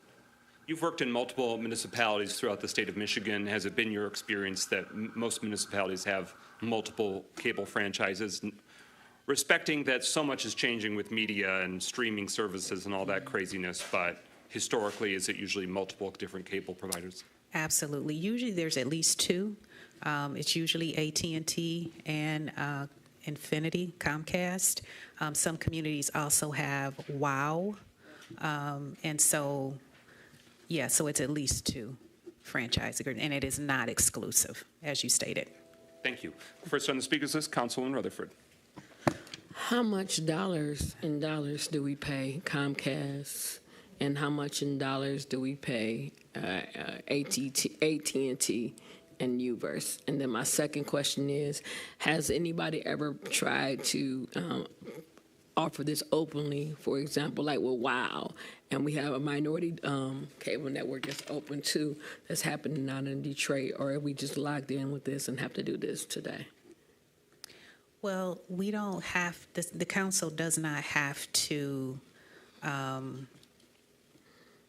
authorize the execution of the document, the franchise agreement. What I'm requesting is the ability to write in 2% and send that back to Comcast so that upon their approval, I would come back before council and say, we have a completed agreement. Will you accept this 10-year agreement with the appropriate figures? So that's the process, and that would have to be done within 15 business days, which takes us to November 19th, as far as when we have to respond to Comcast. Thank you. Councilman Goodman? So I want to clarify, because I think we're going back and forth in terms of like where the flow of money is happening. With this franchise agreement and with the PEG fees, this is money that Comcast is paying the city of Pontiac, correct?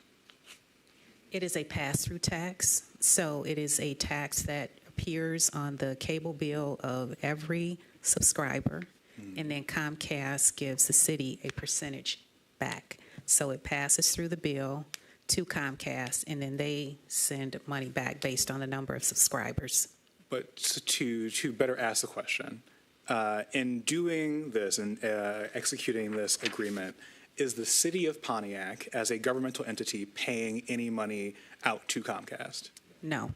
This is money that's coming in through the taxes that are being, the pass-through tax? Correct. So just want to clarify that this is not us paying, them over the course of 10 years. This is us having a franchise agreement where they will be essentially giving us money for the next 10 years. Thank you. Yes. Next on the speakers list, Pro Tem Carrington. Thank you, President McGinnis. Thank you for the clarity in that. You're welcome. But I also want to caution council that this is a through tax, which means if we increase, that means that we actually increase our own cable bills. So I just want to make sure that we understand that. Like you said, the PEG was like 1.5%, right? In the past? 1.25. What was it? 1.25%. 1.25%. So if we plan to increase it to 2%, that means that we are taxing our own citizens. So I want to make sure that we understand that. Is it a cable tariff? Is it a cable tariff that's passed through, or is it they have to eat into their profits? How does that really shake out for ratepayers? Do we know that?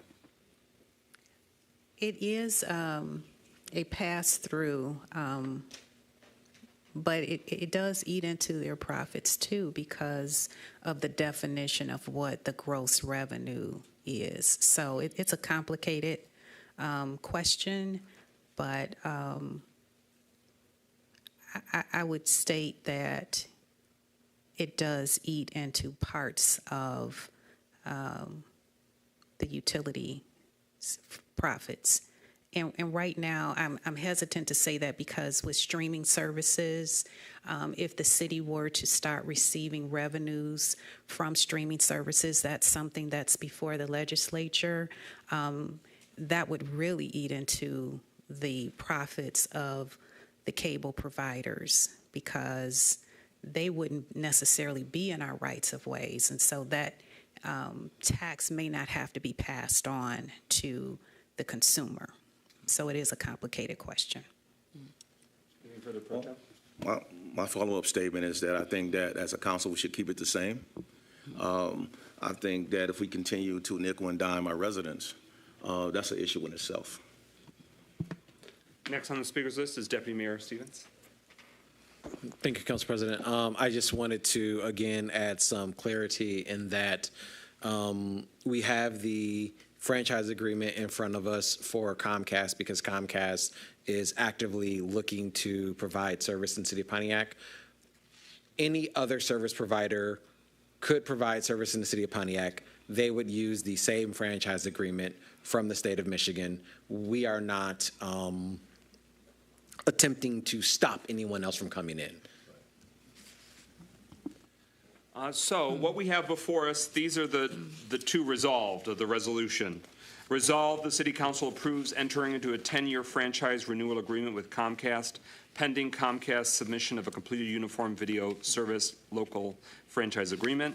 And further resolved, the City Council shall approve a completed franchise agreement with Comcast within 30 days after receipt pursuant to state law. So my question is, just to verify what you've stated, that completed uniform video service local franchise agreement would come to council for ratification, so to speak? Absolutely. And are we at this juncture where it is determined, or that, it's sort of ironclad what that PEG percentage is? No, because I would have to submit the application back to Comcast, which I must do by November 19th. Okay. So right now it's at 1.25? Correct. That's what it has been for the last 10 years. I can't say if it's been the last 10 years, But at but least that the was current on the agreement. that's what is current. So in the current agreement, it says 1.25, and that generates funding for part of our cable operations. And does it also impact the school district's public access channel? I'd have to check into whether it impacts the schools' operations, because I'm not sure. The cable director? No. Come to the microphone, sir. Hi, Council and Mayor. When Pontiac first got the agreement with Comcast on the PEG channels, the channels were we had 3 channels, which was education, which is now the schools, and the other 2 channels, the government and public access. So what we did was we gave the school district, we gave them their channel as a gift. So, but it should not impact that. It should not impact, that agreement should not impact the school district as of now. Okay. I'm going to keep the speakers list going. I think I saw Councilman James's hand. Yeah. So basically, what we're being asked to do tonight is to approve the 2%, and then once that has been established, then you're going to bring the full franchise agreement before council. Very excellent question, which really gets to the heart of what we need to determine.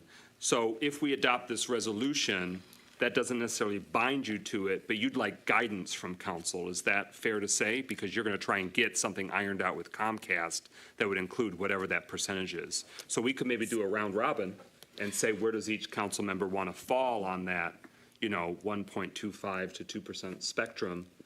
But you still have the floor. Well, I'm uncomfortable making a decision on it tonight. I'd like to see us put that decision off for a week, because I do think we need to look into it a little further. As President McGinnis said, this is the first time that we have that this has come before our council. And we just want to make sure that we're making the right decision here. I would be very uncomfortable voting on this tonight. And then I'd like to know exactly what this franchise agreement does. You know, what are the things that are executed with this contract? It involves the whole city. I'd like to know some more information about AT&T, their prices, Comcast prices.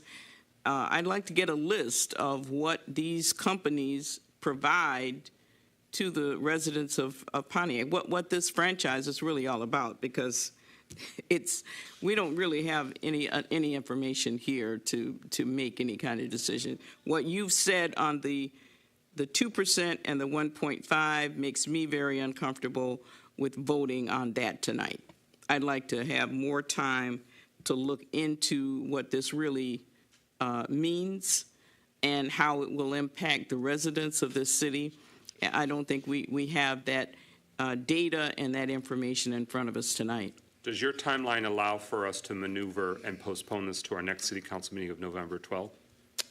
That's cutting it close because I have to respond by November the 19th. But just understand, this is a renewal. So there's already a franchise agreement that is in place with the city that is set to sunset like at the end of, towards the end of November. So this isn't a renewal. It's not a new contract, so to speak. But to that point, City Council does not, in its easily reachable way, have that current contract. So Councilman James is reflecting that we'd like to be able to have something to reflect and refer to. I know that if we search for it, we can, I'm sure, dig it. I can certainly provide that, but Yep, it is the council want to see that, and we'll want to get a sense of what does 1.25 in PEG funds generate each year. I know we've reviewed it in the past, but it needs to be run front and center since that's kind of what we're sinking our teeth into.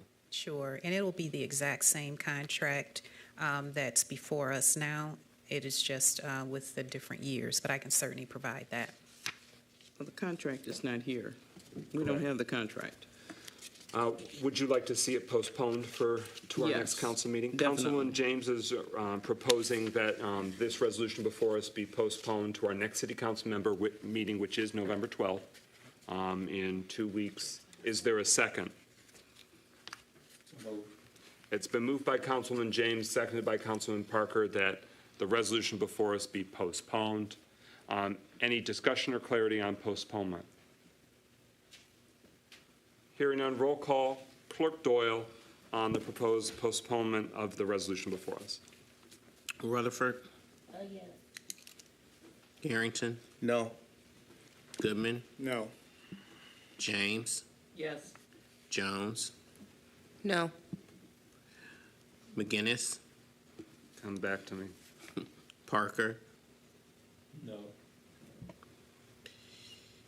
McGinnis. All right, so what's that mean? We got 2 yays, 4 nays. And we were moving to postpone. To Okay, November. my vote is yes, because I would like to have more information, but, so that means we aren't postponing it. So it's now before, so that, right, four nays, 3 yays? All right, the postponement motion fails. So we're going to render a decision tonight. Further discussion on the motion before us, I believe next on the speaker's list was, it's hard. There's people for a second time, so I think Pro Tem. I just want to elaborate that the PEG funds do not set residential pricing. A lot of that is set by what the homeowner is getting with their services. So I just want the council to understand that. And the prices could be different from every home, depending on what package that the homeowner actually agrees to with a particular service provider. But so again, what is the outcome tonight? What are you going to divine from that and take from that about the PEG percentage? I would need direction from the council on. So do you propose that we incorporate a final resolve that says we're advising or requesting a certain PEG percentage? Would that give you adequate clarity?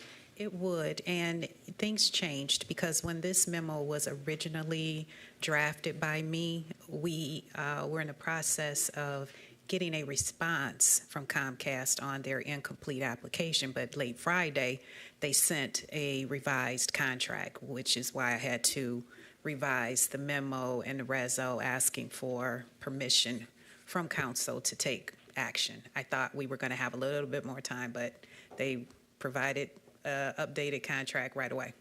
And that's an important distinction. It's not that the administration is jamming us. State law jams us because the state law sets a specific period of time when we've got to respond, right? Correct. And would we be jeopardizing citizens getting Comcast service if the franchise agreement lapsed or wasn't acted on? Does that eliminate their ability to operate in the city? No, there's 120 days that the actual franchise agreement will still be in place, but the city would not potentially receive the 5% from Comcast for being in our rights of way, and then, of course, the PEG fee, which is what we need in order to continue the operation of our channels. Yikes, okay. Is a council member willing to offer a motion to amend to add a final resolve to state what PEG percentage they would like to see reflected in the agreement? Pro Tem? I would like to see the PEG fees 1.25%. So Pro Tem's moving to add a final resolve to state that the PEG fee would be the same percentage in the existing expiring franchise agreement of 1.25%. Is there a second? I second. Okay. It's been moved and seconded. Now discussion. Any further clarity needed? Again, knowing that we are limited and hamstrung by very limited perspective on this new topic to us. Councilman Goodman. So the PEG fees are pulled out of the gross revenue for the providers, correct? That's correct.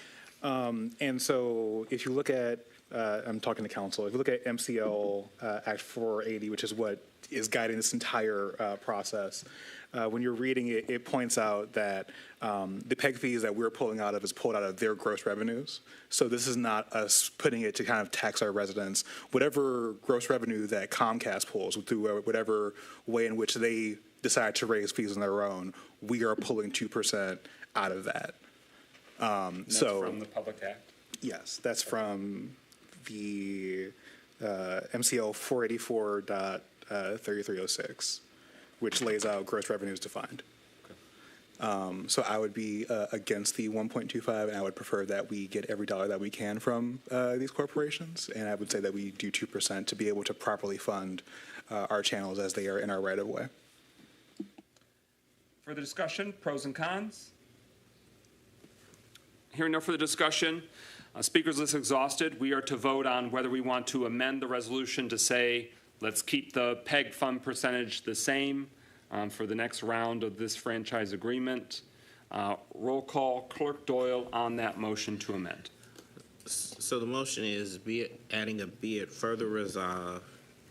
The council requests the administration to negotiate for a 2% No, I PEG thought it was fund. 1.25. Oh, I'm sorry, yeah. Late night brain. 1.25. That's the motion. Got to state that. I can actually remove my amendment if count. Well, it's been a motion. So the person who moved the amendment seeks to withdraw it. Does the person who seconded it, Councilwoman James, also seek to withdraw it? Yes. Okay. So it went away. It never happened. Is there a new motion to amend? I'd like to make a motion to put in the resolve for 2% in PEG fees. Is that And seconded? I would like to second. All right, it's been moved by Councilman Goodman, seconded by Councilwoman Jones to add a final further resolve saying that the council requests for the administration to negotiate a 2% PEG fee percentage. I'll tell it again. Okay? So administration needs guidance from where the council lands on the PEG funds, which is a slice of the Comcast operations that goes to public education or funding of public access or government channels. Right now, It's been 1.25% for the last 10 years. It was originally moved that it would be encouraged and requested that they stay the same at 1.25%. That was moved and seconded. The person who moved and seconded has withdrawn it. So that motion to amend goes away, and there's a new amendment that would ask for 2% for PEG fees instead, and that's in part based on Councilman Goodman's pulling up the statute that governs these cable franchise fees and seeing that it's, at least in state law, spelled out that it's supposed to come from their revenues, that they can't and shouldn't pass that along to the ratepayers, to the customers that live within the city of Pontiac. So if this amendment passes, it's the council taking the stance of let's maximize what can benefit the citizens. 5% in the franchise fee, which would be the same, and there's state limitations there on how much we can maneuver there. But there's the opportunity to have this slight maneuvering on PEG fees. Did I reflect that correctly, City Attorney? Yes.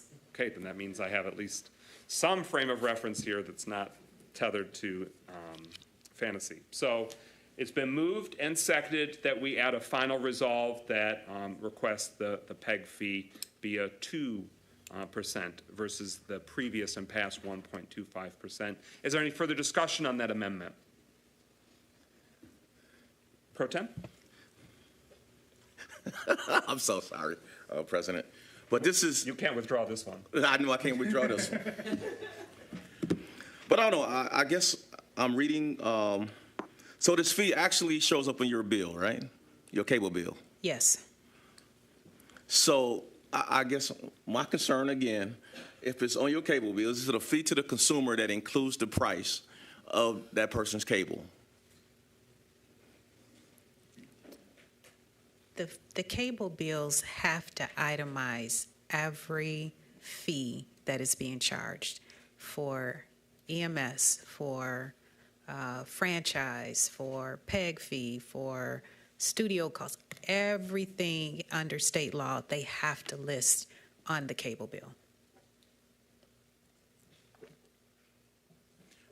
Attorney, that still doesn't answer my question, but... What was your question, sir? I'm sorry, I might have... Well, no, it's very confusing, and I'm reading as well as Councilman Goodman is reading. I'm trying to understand it a little better. Mm-hmm. So when the consumers get these bills, it'll be a PEG fee cost on that particular consumer's bill, right? Yes. So that's added to the overall bill for that consumer in the household. Yes. So this is where I'm getting a little bit confused, because you said that the PEG fee is taken from the total revenue from the overall revenue that they get from the city, right? It is a calculation based on gross revenues definition under state law. Okay. Councilman Goodman. So to help everyone know where I'm reading the definition from, I will say subsections wrong, but Section 4, for the purpose of this section, gross revenues means all consideration of any kind or nature, including without limitation, cash, credits, property, and in-kind contributions received by the provider from subscribers for the provision of video service by the video service provider within the jurisdiction of the franchising entity. Gross revenues shall include all of the following: all charges and fees paid by subscribers for the provisions of video service, including equipment rental, late fees, insufficient fund fees, fees attributable to video service when sold individually as part of a package or bundle, functionally integrated with services other than the video service, any franchise fee imposed on the provider that is passed on the subscribers, compensation received by the provider for promotion, exhibition, and so on and so forth. But that part being A and B, we are pulling from their revenues. Well, no matter what they choose to charge, we are pulling it from them. Now, again, like I see where you're getting at. I very much see where you're getting at. But like we are not. Better yet. Okay. Yes, Kalfani? Are you yielding your time? Okay, Deputy Mayor Stevens, take it away. I think I can answer the question that's being asked. The PEG fees are a fee or a tax, whatever you want to call it, on the cable company. The cable company then has the ability to incorporate that fee, tax, whatever you want to call it, into the bill that they charge. When they do that, they have to be transparent about how much of that they are passing on. But they don't have to pass it all on. They don't have to not pass it on. It is their choice, and they have to be transparent when they do so.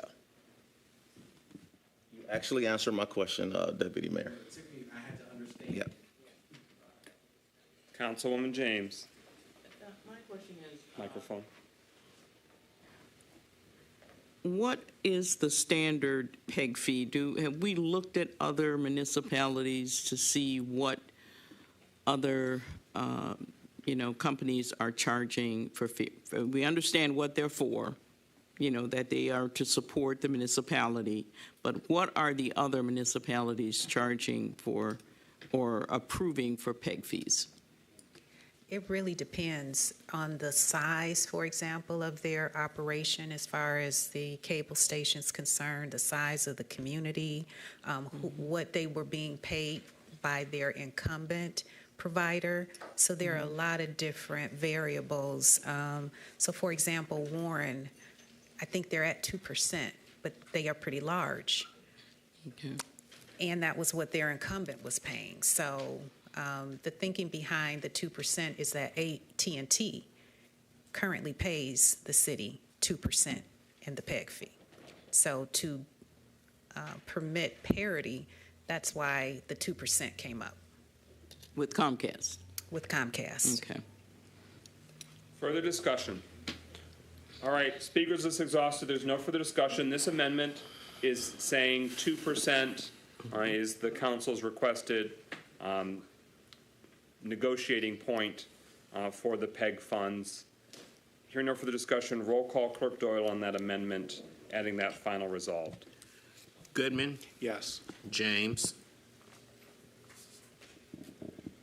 No. Jones, Yes. McGinnis, Yes. Parker, Yes. Rutherford, Yes. Carrington. No. 5 yeas, 2 nays. That amendment has been adopted. We're back to the main resolution as amended. Any further discussion? Okay, should this be adopted, this will come back before City Council in a few weeks' time in terms of a final agreement. In the meantime, I do request that the administration circulate to Council the current agreement.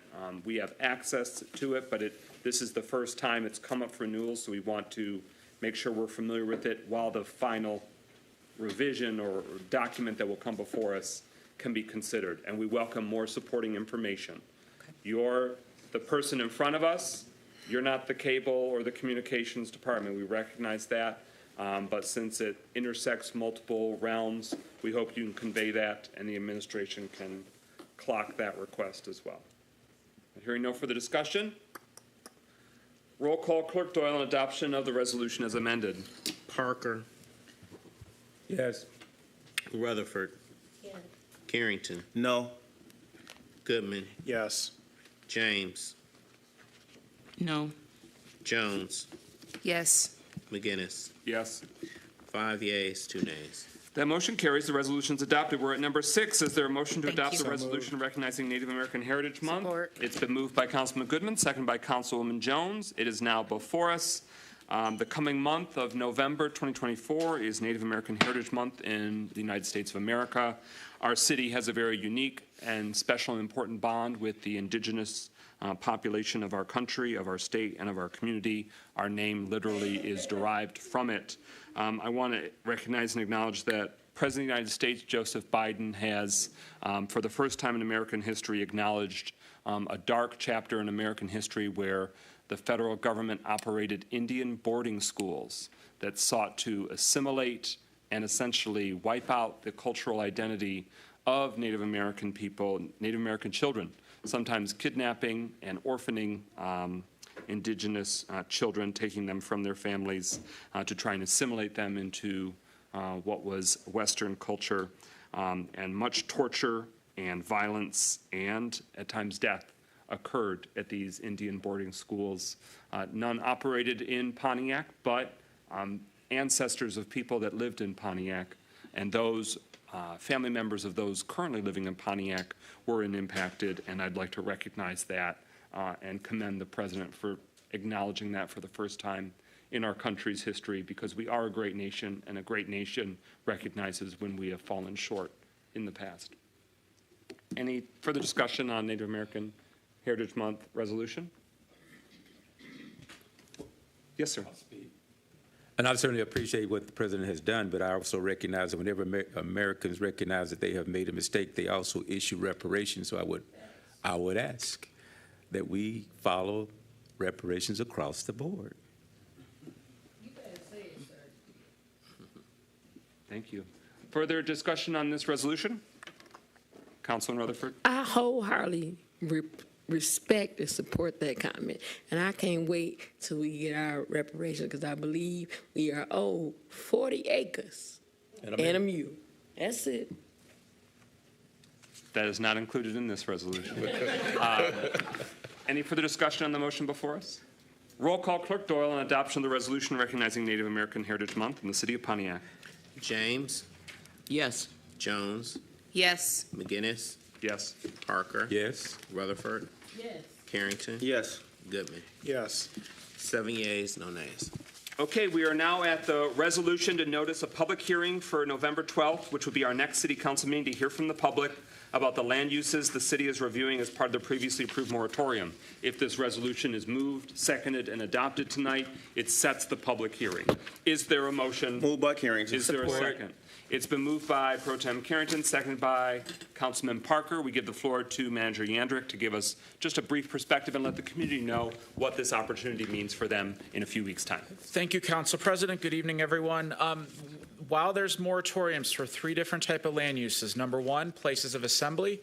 Number 2, automobile service facilities. That includes gas stations, car washes, and tire shops.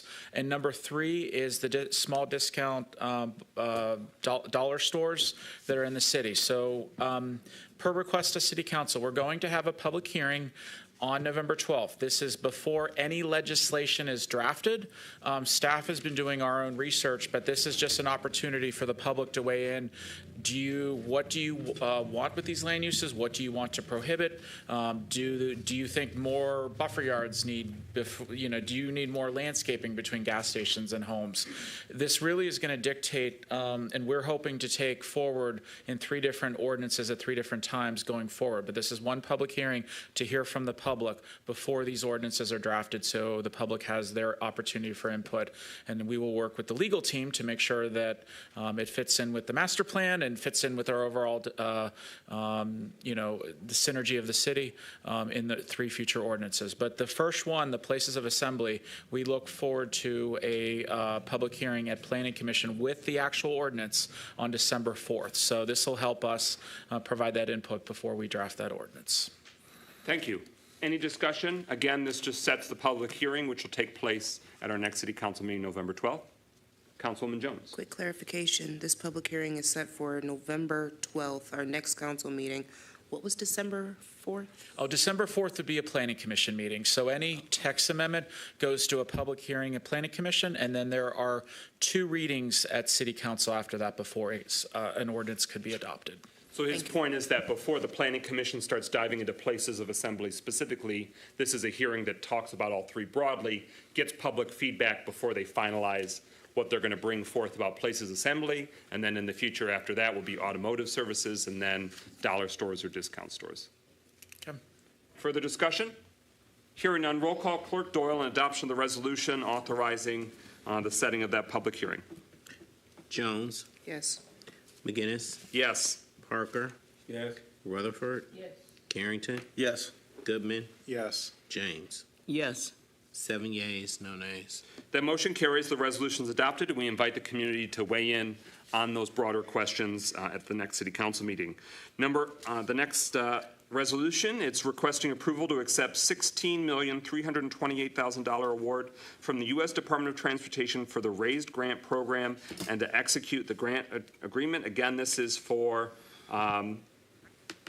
Pike Street reconstruction and the connector of the Clinton River Trail, which is an amazing boost for our city. Is there a motion to adopt the resolution? So moved. Is there, okay, it's been moved by Councilman Rutherford, seconded by Councilman Parker. And I want to commend Councilman Rutherford for advocating to make sure that we handle this timely, because we want to make sure we handle this piece so that way grants and philanthropy have all the approvals they need to get another $4 million or so from the Ralph C. Wilson Foundation. And we didn't want to screw up any timelines, deadlines, et cetera, because this is a major improvement in districts 1 and 7, but has a great improvement for the quality of life for all districts in our city, because so many of us drive on Pike, so many of us utilize the Clinton River Trail, and more can and will if it's got improved amenities and infrastructure.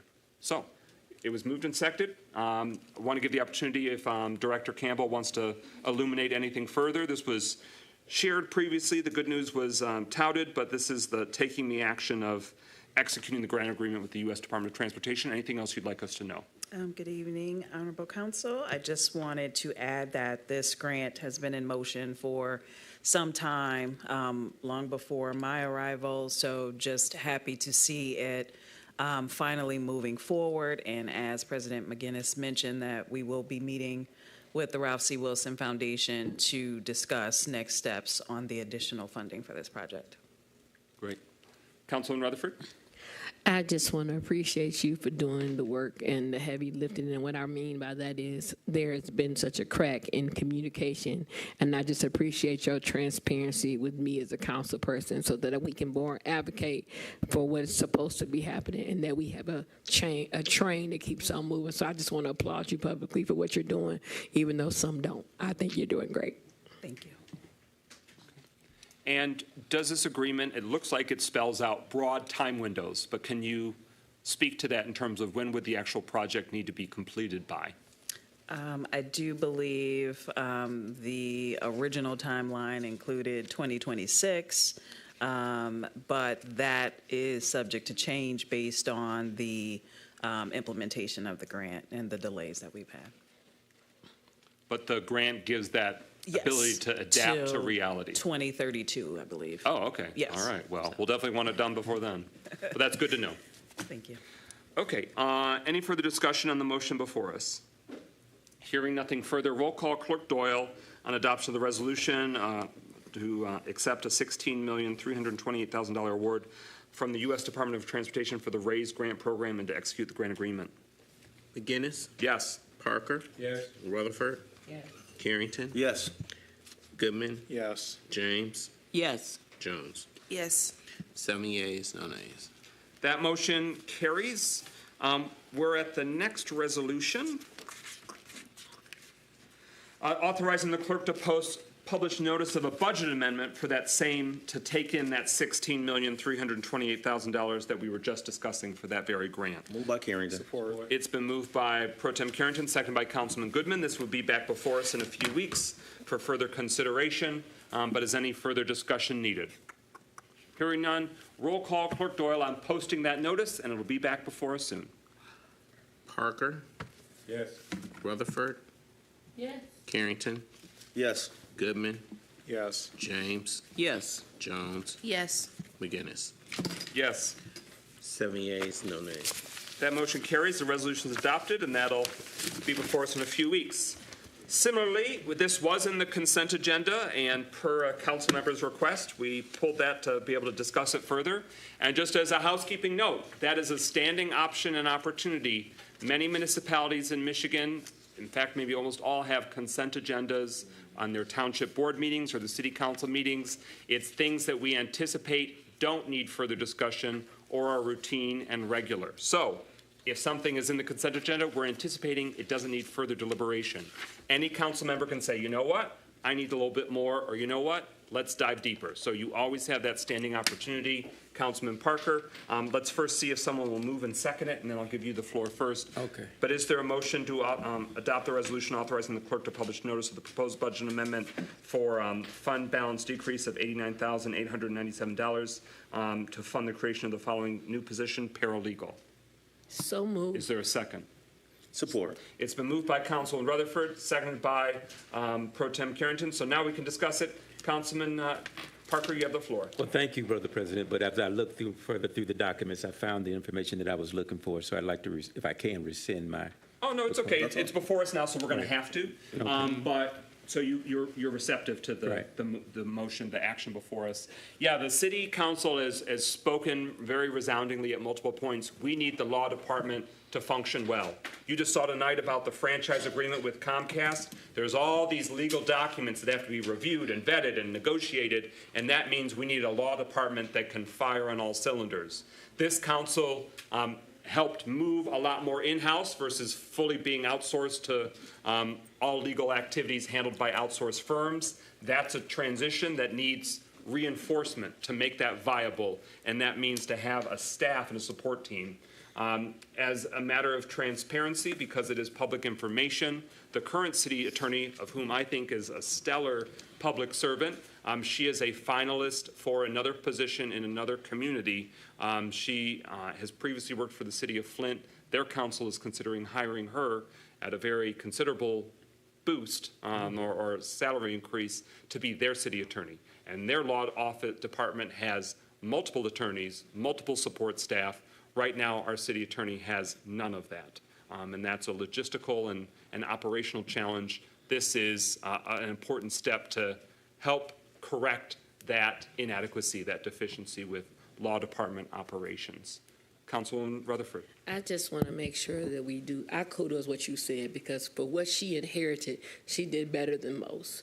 It is my hope that the next person we have to be the lawyer, has the tools and the support, and hoping that the administration put them in place, and that this position is not open for a whole year, that they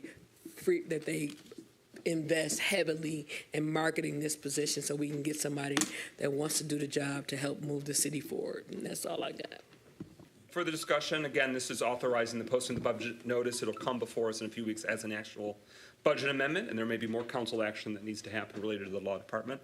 And again, I didn't mean to be a buzzkill. I just want to make sure you knew what we knew. Council recently heard that update. Flint City Council could make a short-sighted decision and not hire her, which means she's still our city attorney and still gets to do a great job for Pontiac. Well, I encourage the mayor to consider a counteroffer. How about that?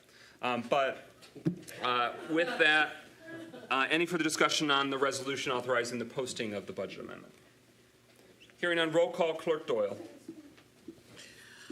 Rutherford. Yes. Carrington. Yes. Goodman.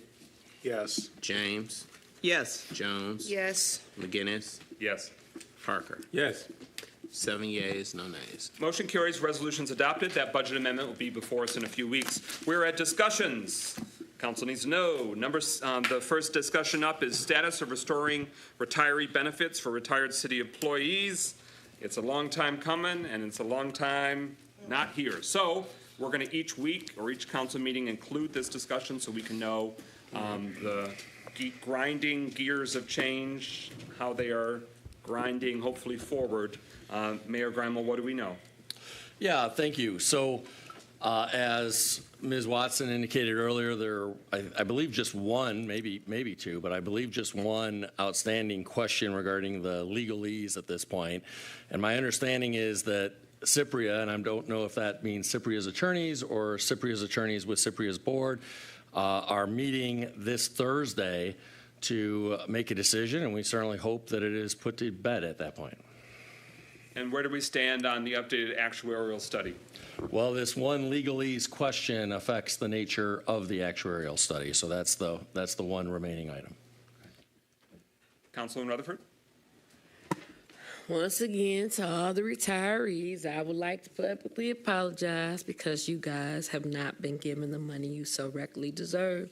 I thank God this week no retiree died as long as I know of, but I'm pretty sure. Oh, they did? Oh, now I'm really mad. So they will never get their back pay. They waited and worked and worked and worked and worked to the city of Pontiac, only to be told you got to wait a little more. So maybe they'll get it in the hereafter with Jesus. So once again, I apologize. And like I told y'all in my district meeting, if y'all come up here, like District 4 folks came up here, things will get to moving. And that's all I got. Yeah, we, in our moment of silence at the beginning of the meeting, we included Patricia Allen, who worked for 25 years in a city office, and we were researching to find out where it was because she was born in 1926, which means she lived to be about 98, which is a great blessing, but that probably means she worked in the city many decades ago. But regardless of that, she was entitled to and due restored benefits and that stipend, which she had not been getting prior to her death. Yes, ma'am. To the administration, because no one's going to ask, but I'm going to. Do you have any actual date? And what I mean by that is, will it be before 2025? And I asked that because I told the members that live in District 1, a large portion of voting members, I might add, that I would ask you, will they get their money before Christmas? I yield to the administration for clarity and honesty. Here you go. Yeah, so I think, even obviously the sooner this legal question is put to bed, the better, and the sooner things will move forward. But even if that's put to bed this Thursday, such that the actuarial study can be completed, we still need to go to court and get the approval from the court. And so I don't think it's realistic at this point to expect the actual payments to be made before the end of this year. For the clarity, didn't we put a resolution saying they can't go back to court? We had stated that if there is the initiation or continuation of lawsuits or new litigation, just correct. This is the closing out of the existing past settlement. But that's going to require a council vote anyway to finalize that. Yeah. So it would still meet the spirit of that, but this would not be a new sort of litigation or a new avenue open. This is what they had, in terms of right now what it's all under, it's a court judgment, a court, settlement. So the court's got to approve the updated settlement. Right. So I'm asking, because I'm really confused. Didn't the judge say it's up to us to get this resolved? Because I'm only quoting. The judge has to sign off and finalize it. Exactly. But yeah, so in terms of the parties agreeing, okay, it's still in that apparently endless purgatory, the parties agreeing. I asked Ms. Watson, she'll tell me. All right. Further discussion on this? Oh, I'm sorry, Councilwoman Jones. So, excuse me, technically speaking, is there some type of cap on time as far as how long the Cypria attorneys or Cypria board, for that matter, can delay this and kind of, teeter back and forth between whichever topics they are currently debating? Well, are you yielding to Mayor Tim Grimel? So, yes, okay. The answer, yes. You have the floor, Mayor Grimel. There's no legal limit per se, but I think both parties want to get this done, and my hope is that we'll be able to say that it's done and it's coming before council on a date certain after the Cypria meeting this Thursday. So that's where things are at. To answer the earlier question, because this was a class action settlement originally, it was a class action lawsuit. This goes back, over 10 years ago when there was a class action lawsuit.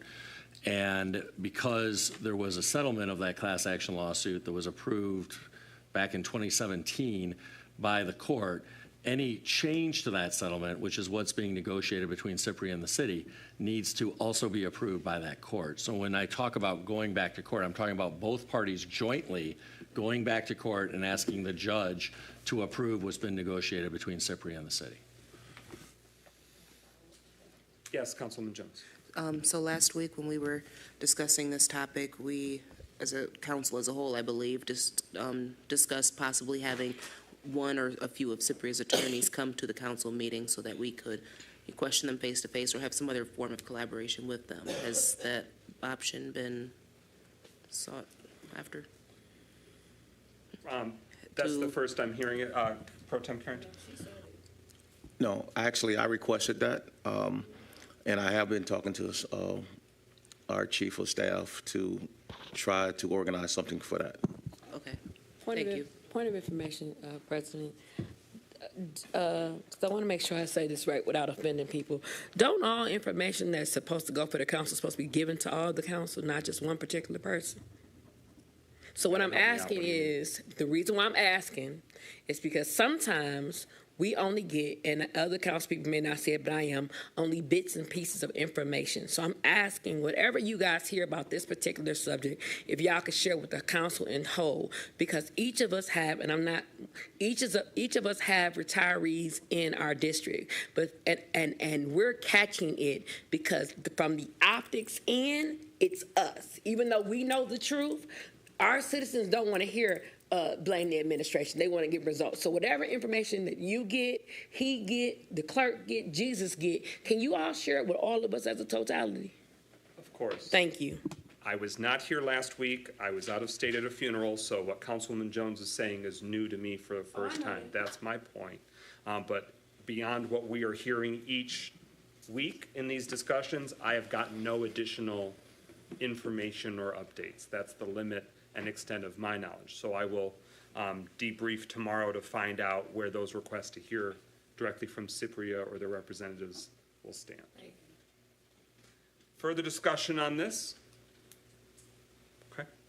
All right, we'll keep returning it. And again, I make an offer on behalf of the City Council. If the C parts and there's a solution that's ready for a council decision, we will call a special meeting so that way we don't slow the train to a solution down. Our next scheduled city council meeting is in 2 weeks on November 12th. So if something strikes, we're ready to roll with it for a solution as well. Pro Tem. Yes, just a quick statement. I know last week we spoke about a possible schedule or a timeline of finishing this process. Could we get that email to leadership so we can get it to council? Yes. Yeah, thank you.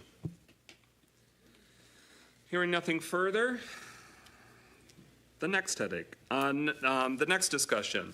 Status update on Ernst & Young ARPA contract execution. For weeks, the council is seeking to confirm with definitive nature if what we voted for on July 23rd is real, live, and in action. So the question to the mayor and administration, has it now been executed? And then the related question is, can the council receive a copy of the executed contract? And is there any changes to the substance of what was presented or represented to City Council when we voted to approve the contract and scope of work? Mayor Grimel, first to you. So to answer the questions in sequence, it has been executed by both parties. We finally got Ernst & Young's signature on it last week. They have now continued their engagement, but on a deeper level. In fact, yesterday morning, there was an in-depth meeting involving Ernst & Young regarding ARPA. The third question about what changes or tweaks were made to the contract, I don't believe there was anything substantive that contradicted what was approved by council, but Joanne Gurley, our legal director, would be the person to ask about any specific detailed tweaks to the contract that the parties made, because I don't get involved in the legalese. You executed it, right? It was you who exited, or was it your representative?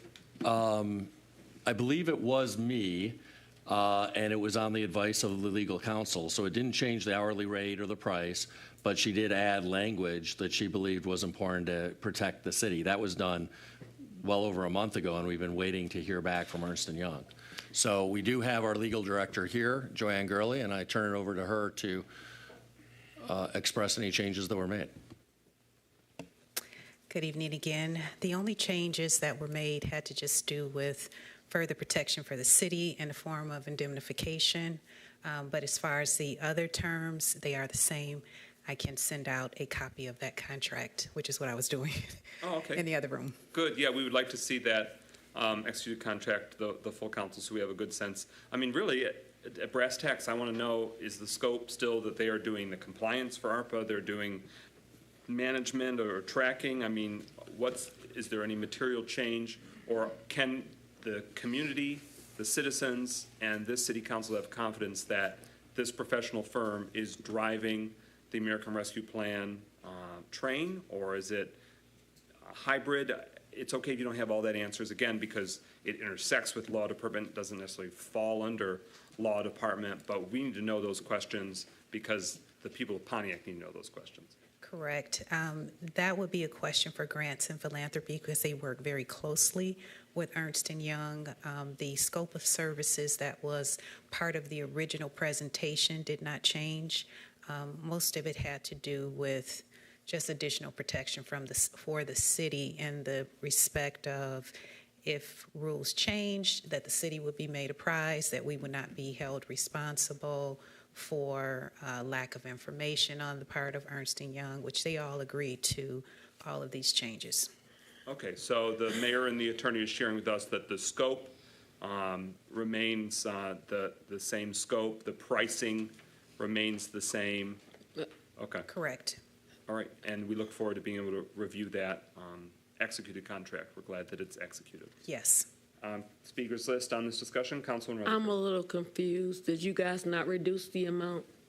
Because from my understanding, from what I was told from someone in grants, it was reduced by $300-something thousand. So is it 172 or is it the whole 500,000 that we put in there? Now, I can go get the letter. I just want to know if you're going to tell me what I already know. As far as the budgeted amount in totality, I don't have that number. Okay. But as far as the up to $25,000 that Ernst & Young can charge the city, that remains the same. Okay. And we'll delve into that, yeah. Yeah, because just one more thing. To the administration, was the amount reduced? I just need y'all to somebody answer it. Deputy Mayor? The amount that was to be paid to Ernst & Young was never reduced. The reduction that you are referring to is the placeholder that was put in that line item because we did not know if we were going to use Ernst & Young. We did not know if we were going to bring in-house workers. We did not know if we were going to do both. So there was a larger number in that line item until we settled on the contract with Ernst & Young. But the amount that is being paid to Ernst & Young has not been reduced. Okay. All right. Is it okay if we delve into that? Oh, it is. I just wanted to I'm just very confused because we've lost another staff person from the grants department. So how would we ever bring it in-house? And we have 2 other ones that may be leaving soon. So I'm just trying to figure out where this is all going. So I'll keep asking when we ask next time. And I look forward to seeing it done and also point of information to can you please ask the administration to send us over, as I asked last week, every executed contract we've had within the last 6 months in regards to the youth center, if it's executed, and also not just the design, the actual building of the youth center, or are they going to send it out like they're supposed to? Because I want to know, is the same person that's designing the youth center already been guaranteed that they're going to get able to build the youth center? That's very important to me. So yeah, we'll want to drill down to find out where we are with contract executions more broadly. As the attorney and counsel discussed, the Finance and Personnel Subcommittee has discussed, the clerk is the holder of executed contracts, and we want to make it uniform where counsel has a sense of, okay, we vote on day X, how long does it take until it's executed, not just approved to be because we want to, that's what puts us at ease, that the work is engaged, the contract is executed, that the work is being performed for the citizens. That's what we need to know, and we want a systematic way to track and report that. Anything else on this discussion? All right, next discussion. Status of contract to hire financial consultants to assist in reorganization of the city's finance department and provide support to a new finance director. Per our understanding, the city has a new finance director that reported with her first day yesterday. So I'll ask the mayor to confirm that if that is true and happened. But Councilwoman James had requested that we have this discussion so that we can get a status update. So I'll first give the floor. Councilwoman James, anything you'd like to expound on further in terms of the information you'd like to see addressed? No, I would just like to get an update from administration on the status of that consultant. Okay, Mayor or Deputy Mayor, any thoughts you can give us? Sure. Yeah. So yes, our finance director started yesterday. She has hit the ground running. She's already doing and embarking on a pretty comprehensive assessment. And so part of that assessment is what additional supplemental services are needed in the form of consultants. And so once she completes that assessment, we anticipate having something specific to report to council about what direction we want to go in. And obviously part of that would be bringing a contract potentially before council to approve a consultant. Councilman Rutherford. Due to the erroneous errors that's going on in the finance department, first, congratulations, y'all finally got somebody to come here. But my major concern is about the funds not being where they're supposed to be allocated to. And what is the administration point of action for the information that was shared from them from council last week? I guess I could yield this to Deputy Stevens because they're gonna make you answer it anyway. But I want to know, what are you guys doing?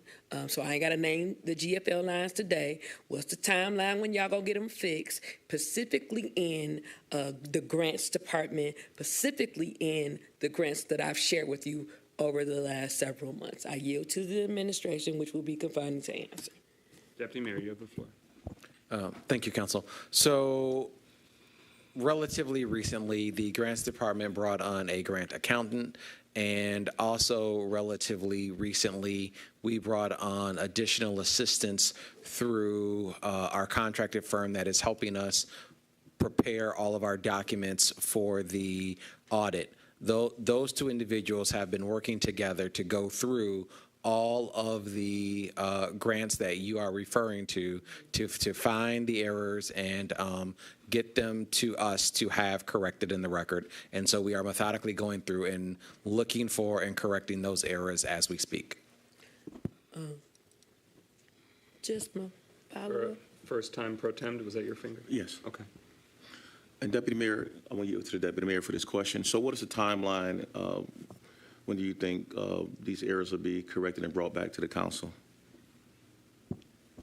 Do the council, I'm assuming that the council needs to re-vote on some of these prior budget amendments.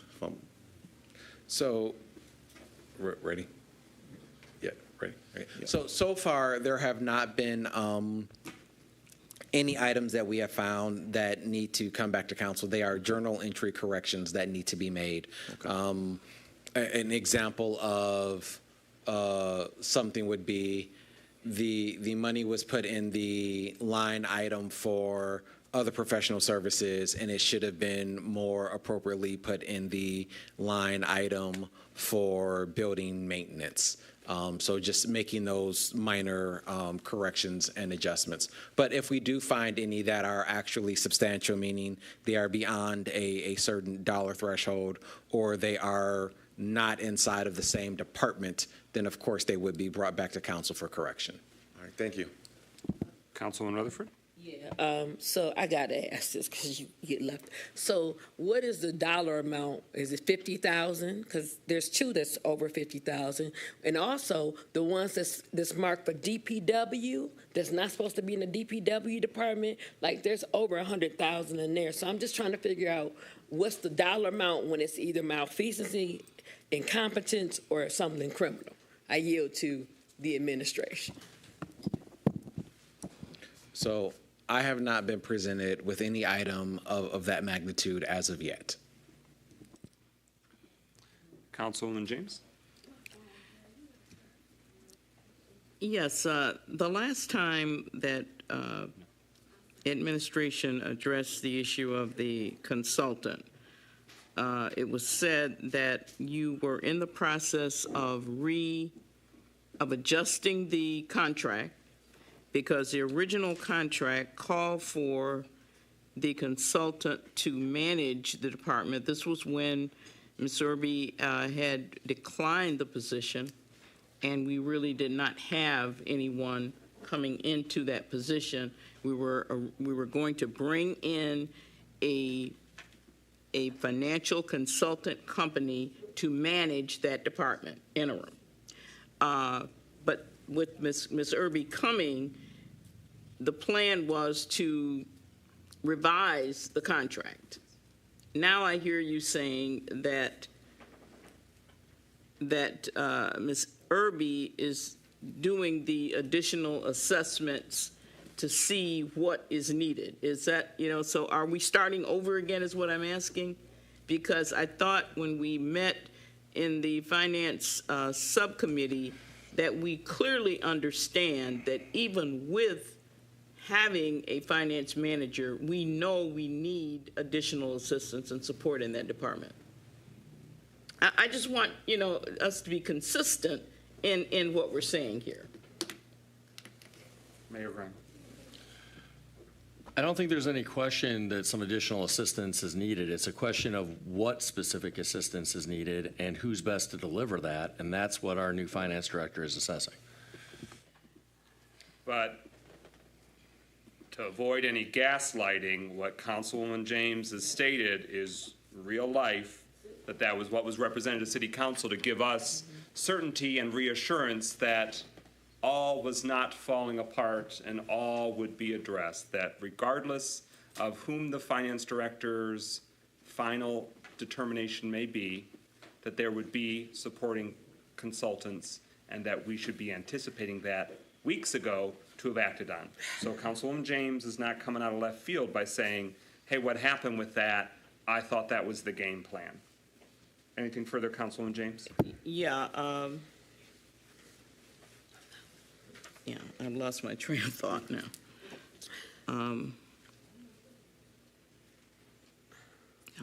Okay. Councilwoman Rutherford? I'm getting real irritated when certain people ask questions. People feel like they can, one-up them or act like they forgot that you in a community where it's predominantly African-American females. So I'm going to just say it like that before I say it in my closing comments. But we going to have to get tired of getting offended because you're getting asked tough questions. And it's really if you guys ain't going to say nothing, I didn't seen it twice happen to her. We not going to keep letting that happen. So, Council, I ask that you ask the administration to watch their tone, because it's going to be a problem in a minute. That's it. Watch your tone. Anything else on this discussion? Okay, she's got it. She's got I it. remember. James. Can administration give us an estimate of how long it's going to take to get this assessment done? Because we've got issues and we know it, and so let's talk reality. How long is the assessment going to take, and how soon before we will be able to once again get a contract going for financial support in that department? Is that a hand, Deputy Mayor? Okay, take it away. Okay, so a couple of things. I want to go backwards to address what Councilman McGinnis said, reiterating the question that Councilwoman James asked. Yes, I can't remember how long ago, but there was a finance subcommittee meeting where it was in fact stated that regardless of the individual that we hired, we would be hiring a firm. That also was not including the possibility of Ms. Irby coming back. That happened and was a complete out of left field, unexpected development. And Ms. Irby, when we spoke with her, specifically said that she did want additional assistance, but she also specifically said that she wanted the ability to make some assessment before that contract was inked. So out of respect for her, we decided to give her some time. Going back to the exact question that Councilwoman James has asked for a timeline, I don't have an exact timeline. I can't tell you a week, 2 weeks. I can tell you that Ms. Irby has only been here 2 days, and she and I have had extensive conversations over that time about specifically the issues that she has seen and how she wants to handle them with bringing in additional staff. All right, so we're going to keep revisiting this topic, but is there anything else right now? Councilman Parker. Just a quick question. As we talk about Ms. Irby, and I thank God that she's here, if she's doing an assessment of the department, who's handling the day-to-day? Deputy Mayor. So that is part of Ms. Irby's getting up to speed. That is why I said she and I have been having extensive conversations. So I am there to help her with, hey, this thing has to happen and this other thing has to happen. There are many things that she already knows because she has years of experience in finance, but the oddities and the nuances that are the city of Pontiac, I am there to help her with those specific Pontiac-based questions. Anything else before we revisit this at the next council meeting? I have a question. Can you just, because I know this, I have to ask, can you just find out with clarity what's their plan? Because we still don't know what's going on. There are major issues that they're trying to act like does not exist or trying to minimize it. And I just want to know what they really going to do. So they seem to like to talk to you better and give you the right answers. Can you give it to us as soon as they give it to you? I'm asking it that way without You're me getting using me as the foil, but Yeah, yes, absolutely, because these are yeah. dire and important and time-sensitive questions that I want answered. But for the sake of tonight's timeline, okay. All right, this discussion is concluded. This is more of an FYI discussion. There's a community engagement session on Pontiac's parks taking place next Thursday, November 7th, from 6 to 8 p.m., held at the Ruth Peterson Senior Center. Designs for 6 of the community's Pontiac parks, proposed improvements will be displayed and feedback sought. So similar to how it was done with the grant-funded Galloway Lake Park improvements, now is the opportunity for the other community parks of Aaron Perry Park, Bodette Park, Crystal Lake Park, J.C. Park, Murphy Park, and Oakland Park. So we encourage community members to come out and be able to see them, see the reveal, provide the feedback. Any other discussion needed on that? Okay. Can I have a motion to suspend the rules where we do public comment now? I was hoping to have public comment done 2 hours ago. I thought, woo, it's going to be so quick. Is there a motion to suspend the rules? So moved. Is there a second? Moved by, no, there we have one final discussion that we added about the emergency plan, and I don't want that to take 40 minutes before. Yeah, gone. Yeah. So it's been moved by Rutherford and seconded by whom? Jones, I believe. Parker. Oh, I'm sorry. All right. So Rutherford and seconded by Jones to suspend the rules and handle public comment now. Any clarity needed? All those in favor, roll call. Clerk Doyle on suspending the rules and doing public comment next. Carrington? Yes. Goodman? Yes. James? Yes. Jones? Yes. McGinnis? Yes. Parker? Yes. Rutherford? Yes. 7 yeas, no nays. Okay. With that, Pro Tem, who's up? Minister Veronica Taylor.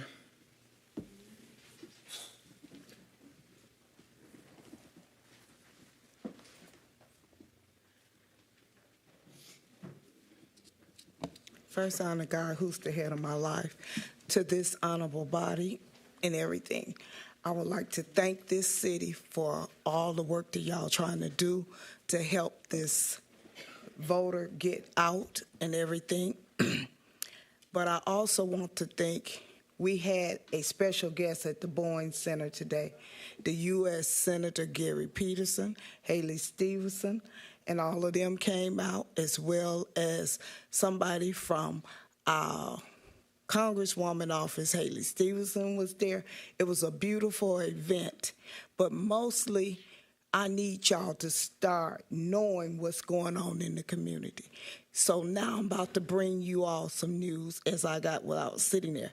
The governor will be at 292 Telegraph on November 1st from 3 to 4, and we would love for you all to come out and help them, rally around them to be able to do the things we need to get done. Thank you, and may God bless you. Thank you, Ms. Taylor. Linda Watson.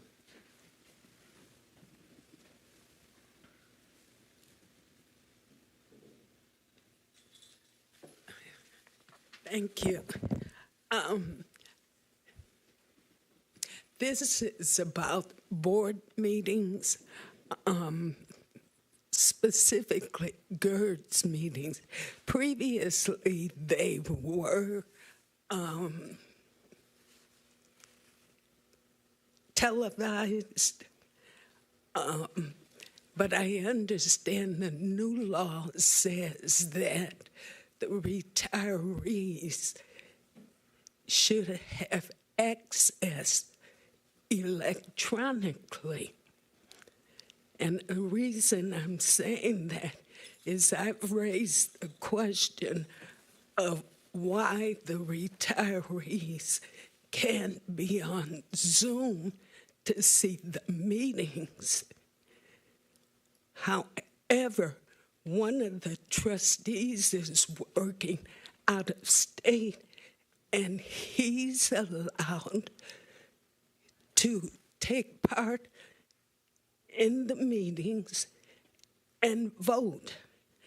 That doesn't seem fair that the retirees do not have access to the meetings. Thank you.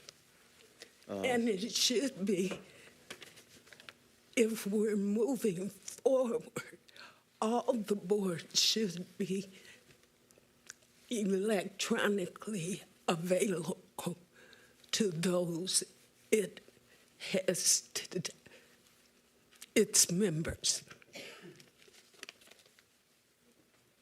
Thank you, Ms. Watson. Ms. Rosalind Northcross?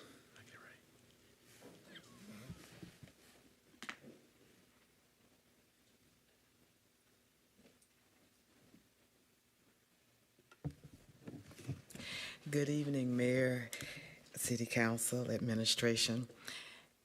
As a resident, I am concerned with the number of vacant positions in the city, especially those that are key to and essential to the administrative operations of the city. It's like a body missing a hand or a foot or a toe or a lung or a kidney or some vital organ. We know that this is a tough job market, but we want you to do whatever needs to be done to get these body parts for us, because our city needs all of the parts in place and functioning well in order to serve the citizens and provide the services and programs that we need. So whatever you have to do, if it costs a little bit more money, we want you to do it, because we need to be made whole to get the job done. We appreciate the continued vigilance of code enforcement of monitoring the noise from M1. Currently, M1 has received 3 citations that are at pending in 50th District Court for exceeding the city's noise ordinance. And with what I heard this afternoon, maybe there will be a 4th. But like I said, we appreciate what code enforcement is doing, and hopefully this continued vigilance will lead to a better solution than what we currently have.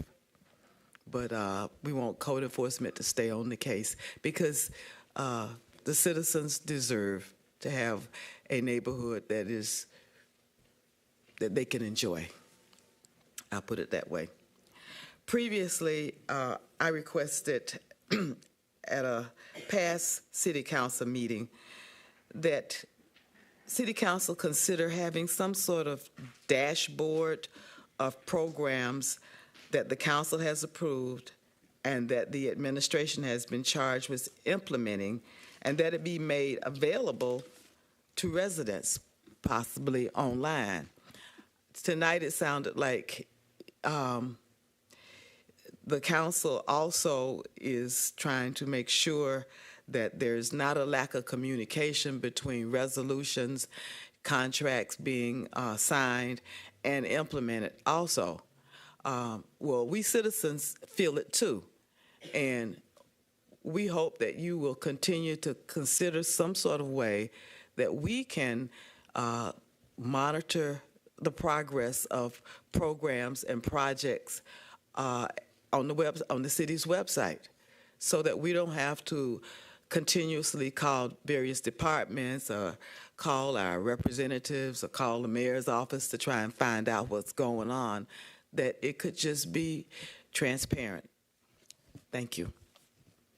Thank you, Ms. Norcross. Christopher Norcross?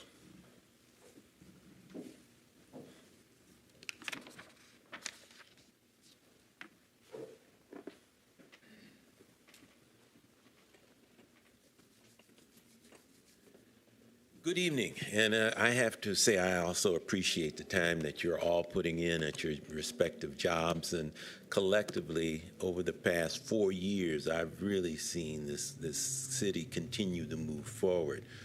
6 years ago, no one was arguing about Arpa funds. So rejoice in that manner as we start to put things together. Emergency plan. Don't leave the schools out. Talk with the schools. Schools are often tasked with just educating folks, so that thing of providing accommodations, although they might be set up, may require some pre-planning and some work with schools. And we have a number of schools, both private, charter, and public schools in the Pontiac area that you may be able to work something with them if it can be determined that it is a disaster. There could be some funds coming forward, and the people to also monitor what goes on in those facilities in an emergency situation where you're housing people. All those things need to be worked out, as well as the churches. But I think we have the resources. But it's going to require a number of people talking to each other, coming up with that plan. And lastly, voting is, for me, is me saying what I feel is best for me. And I just can't fathom someone not standing up and at least, when they have the opportunity, to say something, to let that opportunity go by is just beyond me.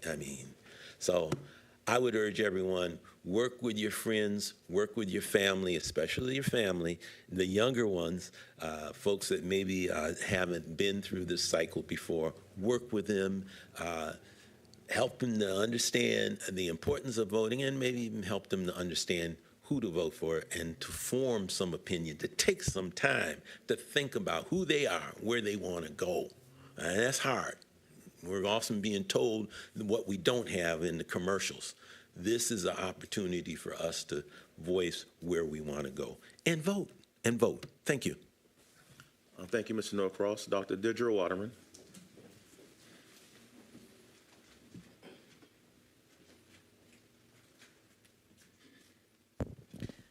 Yes, vote and be informed. So I am so happy as I sit here week after week after week. I feel so bad for the retirees who get pushed back every week, that you, Councilman Jones, finally made the suggestion that I had been talking about for a couple months, and that was to call in the attorneys. And not the CIPRI attorneys. Those are the opposing attorneys. You want to call in the city attorneys. Those are the ones who are responsible, that you pay for. I know one of them makes about $450 an hour. So they are responsible for giving you, to their professional ethics, the right answers. And so that you will get some more specific information about what the process is and what to expect, so you won't get a different excuse every week that you don't really know how to follow that along. So I'm glad that you finally did that, and I'm glad, Council, that you did finally stop the litigation that was going on, because if not, probably still would have been going on to this point with the retirees waiting indefinitely to get this money that they've been promised, that that has been on the board for so long. So thank you for have the sense to do that, because we're really back where we were 3.5 years ago, and it didn't have to take this long for the retirees. So I'm just going to say that because that's one of the things I've been championing for the retirees. But also, speaking of delays and getting things done, I was talking to somebody at the city clerk's office this afternoon, and he just mentioned the fact, what happened to the marijuana? That occupied most of your attention, Council, for 2.5 years when you first started, and it's still not in place yet. So it's been, 6 years? And they said, they tried to blame you for it earlier on, but now, it's 3 years. It wasn't your fault, was it? And I said, no, it wasn't. Okay. So that is something that has been been very obvious to people as they're still waiting for the marijuana to get in place, which the voters approved by one vote, but nonetheless they approved. Also, I had started talking about the consent agenda and the things that the citizens wanted to hide from the citizens. The one other thing that I didn't mention was this thing about the $1 million park that actually some of you turned down last time. So somehow it just slides back on the agenda here, but this time with no discussion because it went through the consent agenda. So I don't know what happened who voted against it last time? It was Councilman Goodman, Councilman Jones, Councilman Goodman, and Councilman Rutherford. So why did you let that slip through this time? Was it because, and I know you made a big point, Councilman, about being threatened by one of the mayor's administrators? So what is it? We're running a gangster administration here, and that's why people were intimidated. But at any rate, that's what I wanted to bring up. Thank you. I gave you a lot of time, and I apologize. My fault. Caught me sleeping. Pastor Kathy Desiree.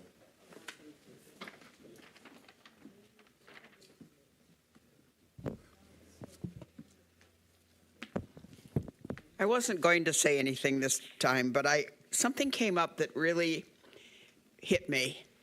The need for an emergency plan is dire. I was very much a part of an incident we had in Pontiac several years ago, and had it not been for the churches in this town, we would have had many, not a few, many dead people, because it was 30 and 40 below for several days. We took the homeless and those whose homes had no heat, and we housed them in a church here in town, and all the churches in the community, including Bloomfield Hills and West Bloomfield, brought food and blankets and clothing and haircuts and all kinds of things to help us. But the city gave us water. We could have turned the tap on and had water. We were grateful for the water, but there needs to be a plan. I've been a part of 3, what we'd call disasters since I've been back in Michigan. And one was when the pump stopped working on I-75, we had a 2-foot rain. And our house and a whole lot of other houses that had never had water in 50 and 60 years had 3 feet of water in our house. And all of the ensuing things, that tearing out your wood, tearing out your stairs, tearing out your floors, the city had us all cleaned up in a week. There was some kind of a plan in place. I remember we had a blizzard when I was helping my mother in Auburn Hills, and the city made sure that people who needed help getting plowed out got plowed out. It may not have been that day, but by the next couple of days, life was back to some kind of normalcy. There has to be something in writing that we can put as a city, put our teeth to and say, if this happens, there's at least this or this or this that we can begin to rely on. Because we're a city without a lot of resources, and the city should at least be one place we can turn. Thank you, Ms. Kathy Desiree. Ms. Darlene Clark. Once again, good afternoon. You can go to sleep on me too if you like. Let me more time. Actually, it was only a joke. I know. I just wasn't looking at the time. So, Council, in the last few weeks, first let me clarify something for you guys. In the month of November of last year, I gave you the court's opinion, Judge Lawson, court opinion on what he felt. In February, March, I gave you Judge Lawson's opinion on how he felt. If you had read those, it's not you, Councilman Jones, you were not involved at the time. If you had read those documents, it would have helped you to get farther ahead than you are today. What you've shown the people today, and you have shown the people in the last few weeks, say 2 months, that you really need, you're asking advice from a city attorney. You're getting advice from the mayor himself. You're getting advice from the deputy mayor himself. You need to get legal advice and directions that you need to go and clarity in that seat over there with your own attorney.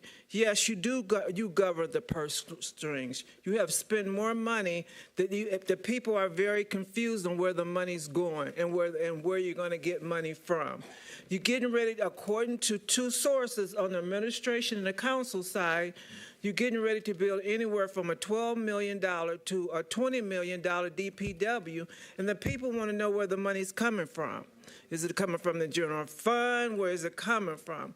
There's so many unanswered questions that the residents have, and I'm quite sure now that you're saying no to a few things because your seat's getting ready to get up, and it's your turn to prove to the people what have you done for them lately. With that being said, before you leave those seats or stay in those seats in your next term, get you some legal advice in that chair. You've showed the people today how important it is to have legal advice. All right, that concludes public comment. We are now at the final discussion for emergency plans of action for the community. This is a recurring conversation. We don't have to try and handle all tonight, but want to just go down council member by council member. Maybe if you want to reflect what you would like to see for basically crisis activation strategies for our community. It could be severe weather, but it could be a time of crisis. It could be power outages that happened in the summer of 2003 for multiple days. It's happened in maybe like 3-4 years ago as well. It could take many different shapes. If there's multiple if there's multiple casualties, if there's many different ways that we can determine would be a crisis in which communication needs to go out to the city. I want to get your sense of, and we can put it together in a resolution that explicitly requests and communicates what we're expecting. But I want to get the sense from council on what you think would be appropriate for a council, for the city in terms of emergency preparedness. Councilman Parker, any reflections? Thank you, Brother President. Well, yeah, I have a lot of reflections on this. First off, as we even looked through the plan, I looked at it, or skimmed some of it. When we talk about an emergency operations center, who occupies the emergency medicine center? Where is it going to be located? How are they going to communicate to the various organizations and structures so that we get that? Where's the materials going to come from? Who's going to pay for the materials? How much materials do we get? How long do we plan on getting it? Where will it be stored? How are we going to provide transportation to the various organizations and entities that's going to house and do whatever we got to do?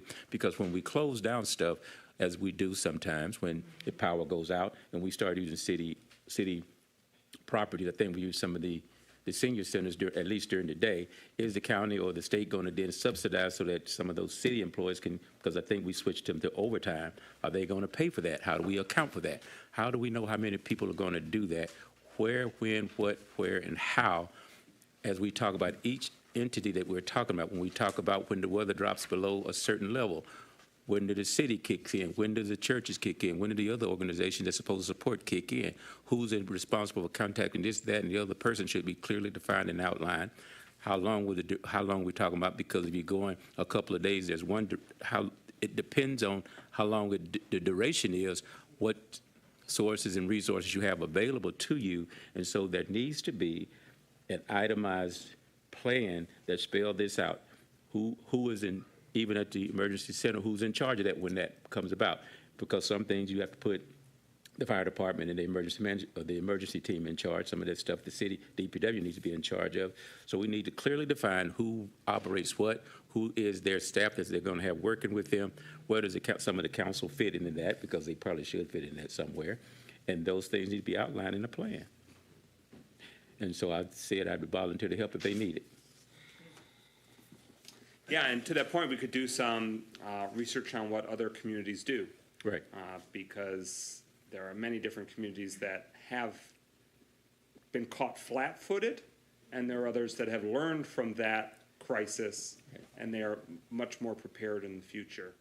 I mean, I just want to think out of a scenario. Let's say there is a severe weather event.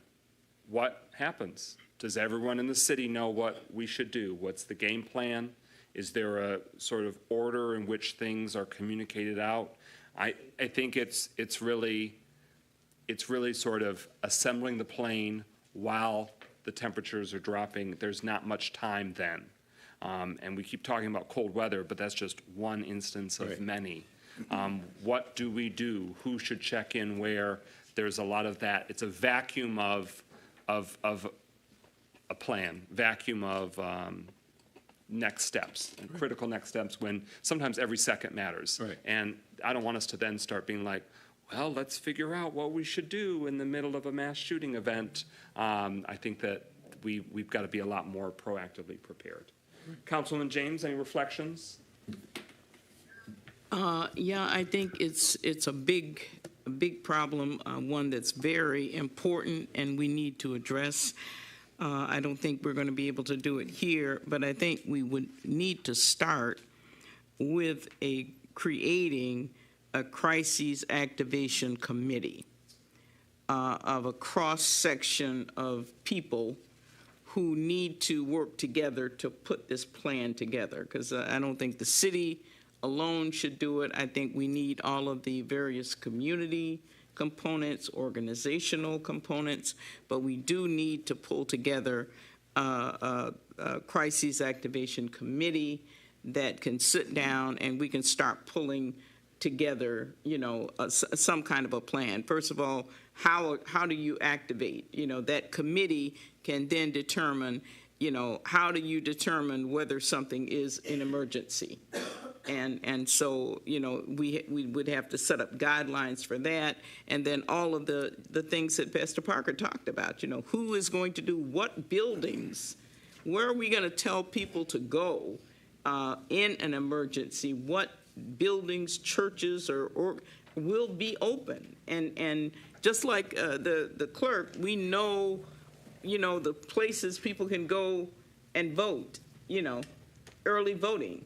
Residents need to know that same kind of thing when it comes to an emergency. They need to know where are the buildings that have been opened up for emergency for emergency reasons. So I think it's more than what we can pull together.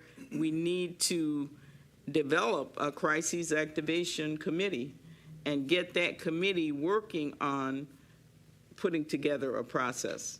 I think we've got key people. Pastor Parker, I don't know if he'd be willing to serve as the representative from the city council, but we need other people involved in it. But we definitely need to get a group of the right people together to start this conversation and start this work, really, because it's very important.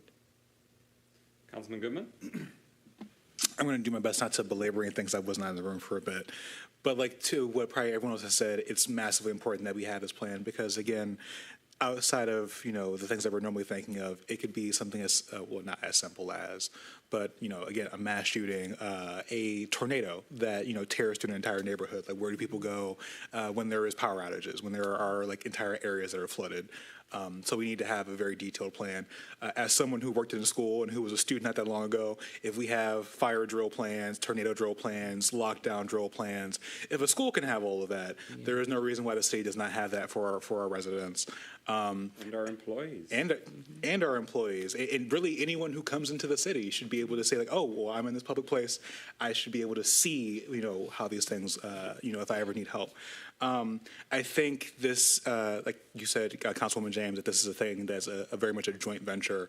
I would say that from my council's perspective, this might be something that like a amalgamation or grouping of both the Communications Engagement and Operations Subcommittee and Public Safety are part of, in addition to obviously bringing inside those outside groups of people because of both the communications and engagement part of disseminating and gathering information of his plan, and also public safety, as in this is very much a public safety issue, outside of just policing. This is very much public safety. Councilman Jones, any reflections? Yes, thank you. So when we talk about, let's look at what the other cities are doing, what kind of protocol they have in mind, I think we can all agree here that the other cities have the basics established. They have their own police department. and, to work and possibly contract with others in the event of a mass shooting. They have their own fire department. We use the Waterford Regional Fire Department. We have to start investing in some of the basics. Now, being in Michigan, we don't have, hurricanes for the most part, so thank God there. But we do, as we know, have the extreme weather. And anytime those conditions hit this area, the first thing I can think and say out loud is, God bless the homeless. God bless everyone who does not have access to food and shelter, because sometimes those minutes seem like hours when you are exceptionally hot or exceptionally cold. You cannot warm up. You cannot fend for yourself, and your city does not have, much in place to assist you. And when things are in place, it's at the last minute, and a lot of that information gets missed to those who really do need that assistance. So what I would like to see, in addition to the tornado, which I actually thought was covered under the other emergency plan, but if not, there needs to be some kind of guidelines for when and if we are struck with a tornado, when we have severe heat or cold weather, and some type of additional security measure for long-term use needs to be, invested in, because again, when we start comparing ourselves to other, cities or other types of government, I mean, for the most part, not that they don't have their own issues, but they're on their P's and Q's, so as to the point where even their medians are, they look great from the street. I mean, every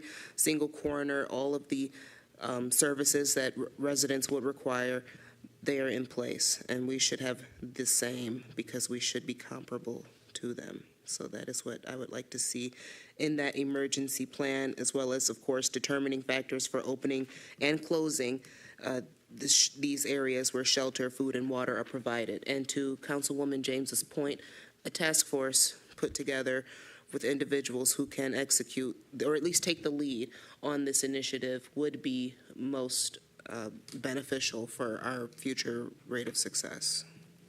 Thank you. Councilwoman Rutherford. All right, let me call it how it should go. Number one, Laura Kelsey, we're trying to get things prepared for Messiah, because Messiah needs about $100,000 prepared to be the rotating shelter for a case of emergency. I say we pull $100,000 out the general fund like we pull $100,000 for every other organization, so that they have money immediately. That's an immediate plan of action. The second thing we do is this. We could do additional funding, like we're going to be using the bomber groups to go find money for the youth center. We can ask the bomber group to find money for us to have strategic planning. And what I mean by that is this is very simple. Working as a homeless specialist for OSHA, when I was working through AmeriCorps, the first thing we did is we knew where all the rotating shelters was. We are the only city that I know of that does not participate in the rotating shelters, that does not participate in having 24-hour warming centers. And how we offset that is we go to look at the budget that we have, we put money set aside for people to do overtime, and or we develop a relationship with AmeriCorps and Vista. We can do this because OSHA has a relationship with AmeriCorps and Vista, and I believe Deputy Stevens is the president on the board, so that's not no problem. So we use OSHA to have those AmeriCorps or Vista who have a homeless program already put in place that we implement for emergencies. Third, and certainly not least, we call our leadership immediately, and we have a chain of command, like a tree. It's like a tree lighting. So you would call. We have a tree assignment. The mayor will be the first person to do it. If the mayor don't answer it, then the next person will be the deputy mayor. We need to have a call and response, because the reason why I'm bringing this up, when the original thing happened, we couldn't get nobody from the administration. So then we started getting on Facebook, Councilman Parker and Melanie Rutherford, because this is what you have to do when people are in crisis, because this is the reality. The shelters are already full to capacity. That is the reality. So the homeless will be the first people that's going to be hurt when they have no place to go or when it's hot. So if we give Laura Kelsey and Messiah the $100,000 that they have asked this administration for and solicited, we then already have covered having some place for the people that are mostly going to be affected to have a place to go. Because like I said earlier, we will give money for parks, we will make people our fiduciaries, and we will do everything else. Then surely we can take care of the least of these. And that's just one part of a 12-step program. That's it. All right, so we want to keep this conversation going, but is there any further discussion at this juncture? Okay. All right. Next on the agenda is a resolution to proceed in closed session to just consider the purchase or lease of real property, to consult with his attorney regarding trial or settlement strategy in connection with specific pending litigation that could have a detrimental financial effect on the litigating or settlement position of the public body if held in a public meeting, and to discuss legal matters except from state or federal statute in accordance with MCL 15.268 subsections D, subsection E, and subsection H. Is there a motion to adopt that So resolution? moved. Is there a second? Support. It's been moved by Councilman Jones, seconded by Councilman Parker. Any discussion or clarity? Hearing none, roll call. Clerk Doyle on adoption of the resolution. Goodman, Yes. James, Yes? Jones, Yes. McGinnis, Yes. Parker, Yes. Rutherford. 6 yeas, no nays. That motion carries. We move into closed session at 9:19 p.m. It'll probably be a sustained period of time, but when we are done, we will vote when we come out of closed session and announce what that time is, and continue with the balance of the meeting, which is announcements and closing comments. Thank you.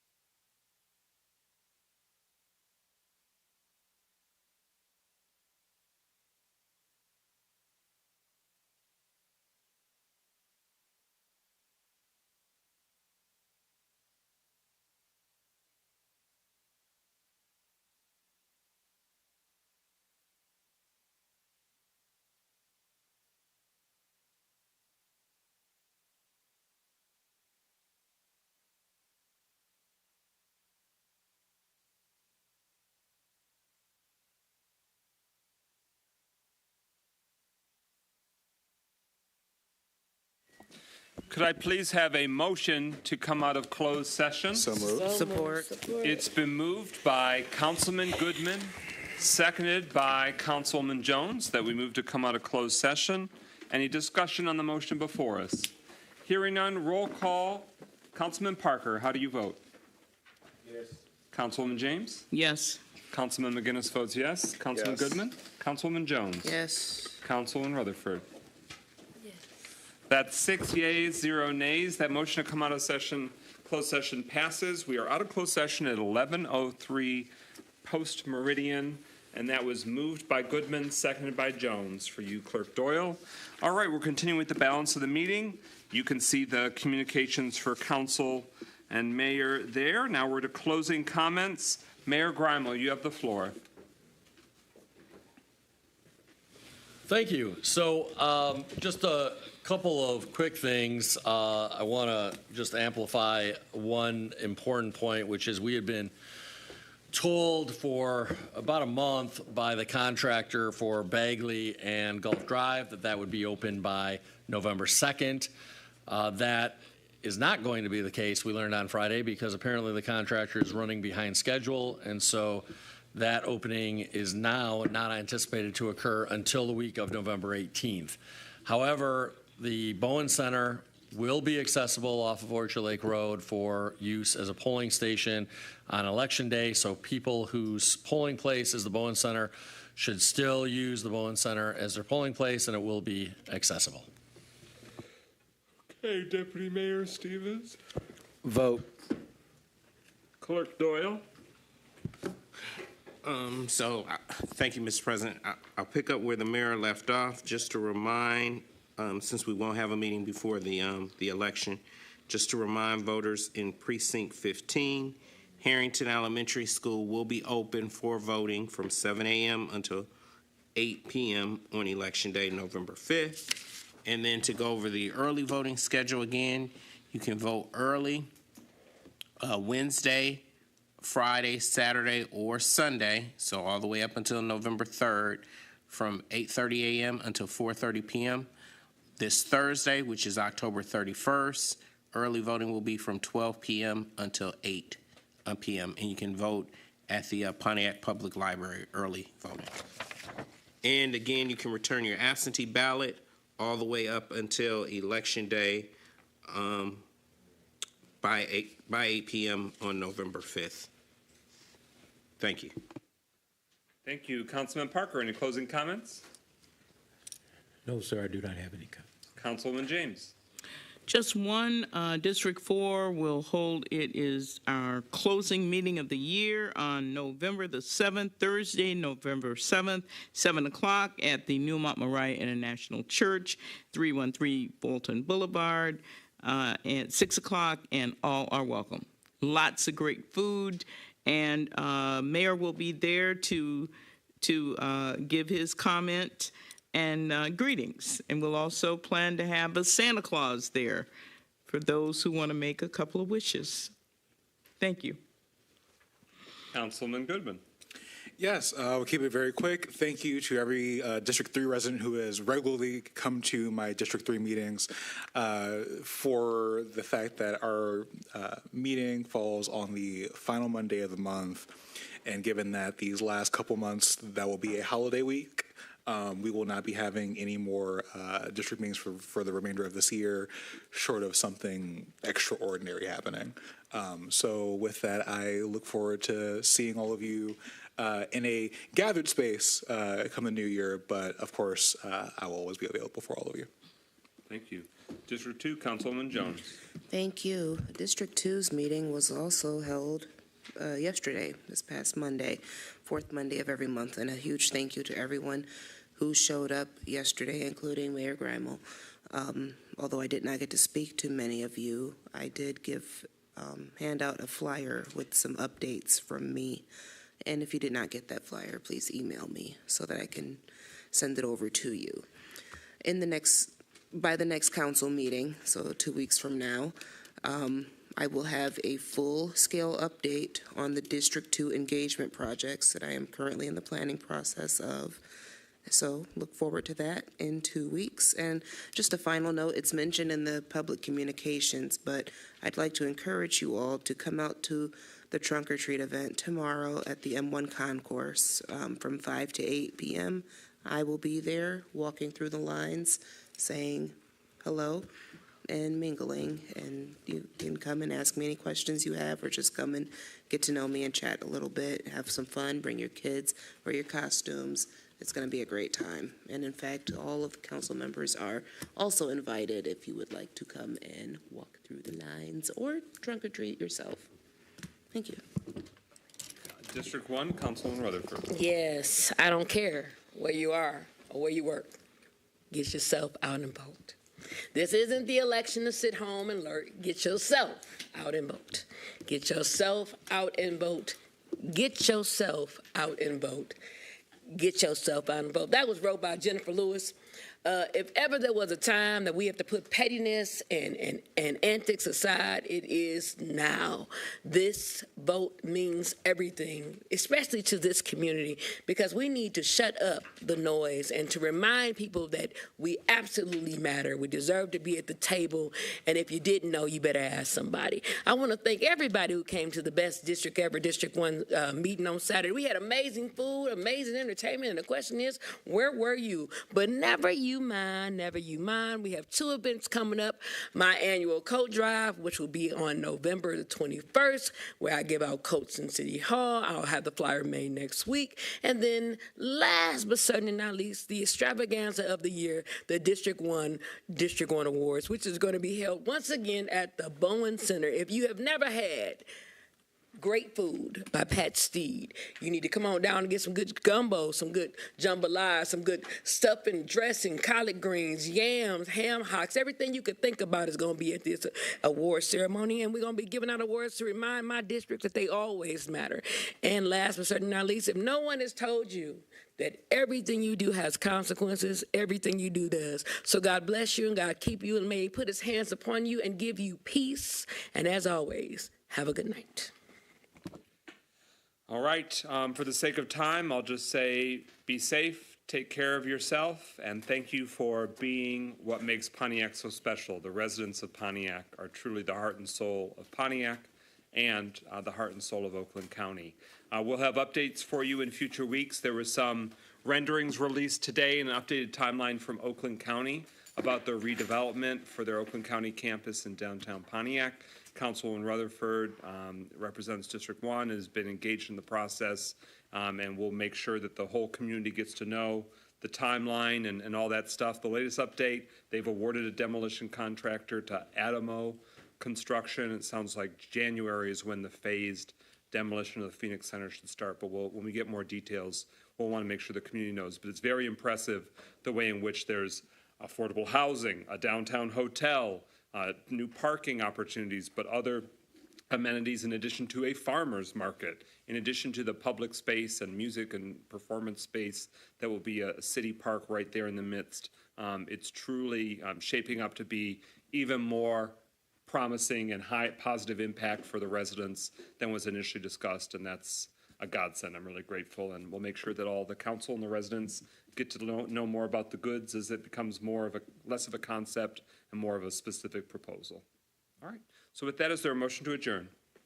So moved. Support. Moved by Councilwoman Jones, seconded by Councilman Goodman for adjournment. Hearing no discussion, roll call, Clerk Doyle. Goodman? Yes. James? Yes. Jones? Yes. McGinnis? Yes. Parker? Yes. Rutherford? Yes. 6 yeas, no nays. That motion carries. We stand adjourned at 11:12 p.m. Please be safe and have a great night.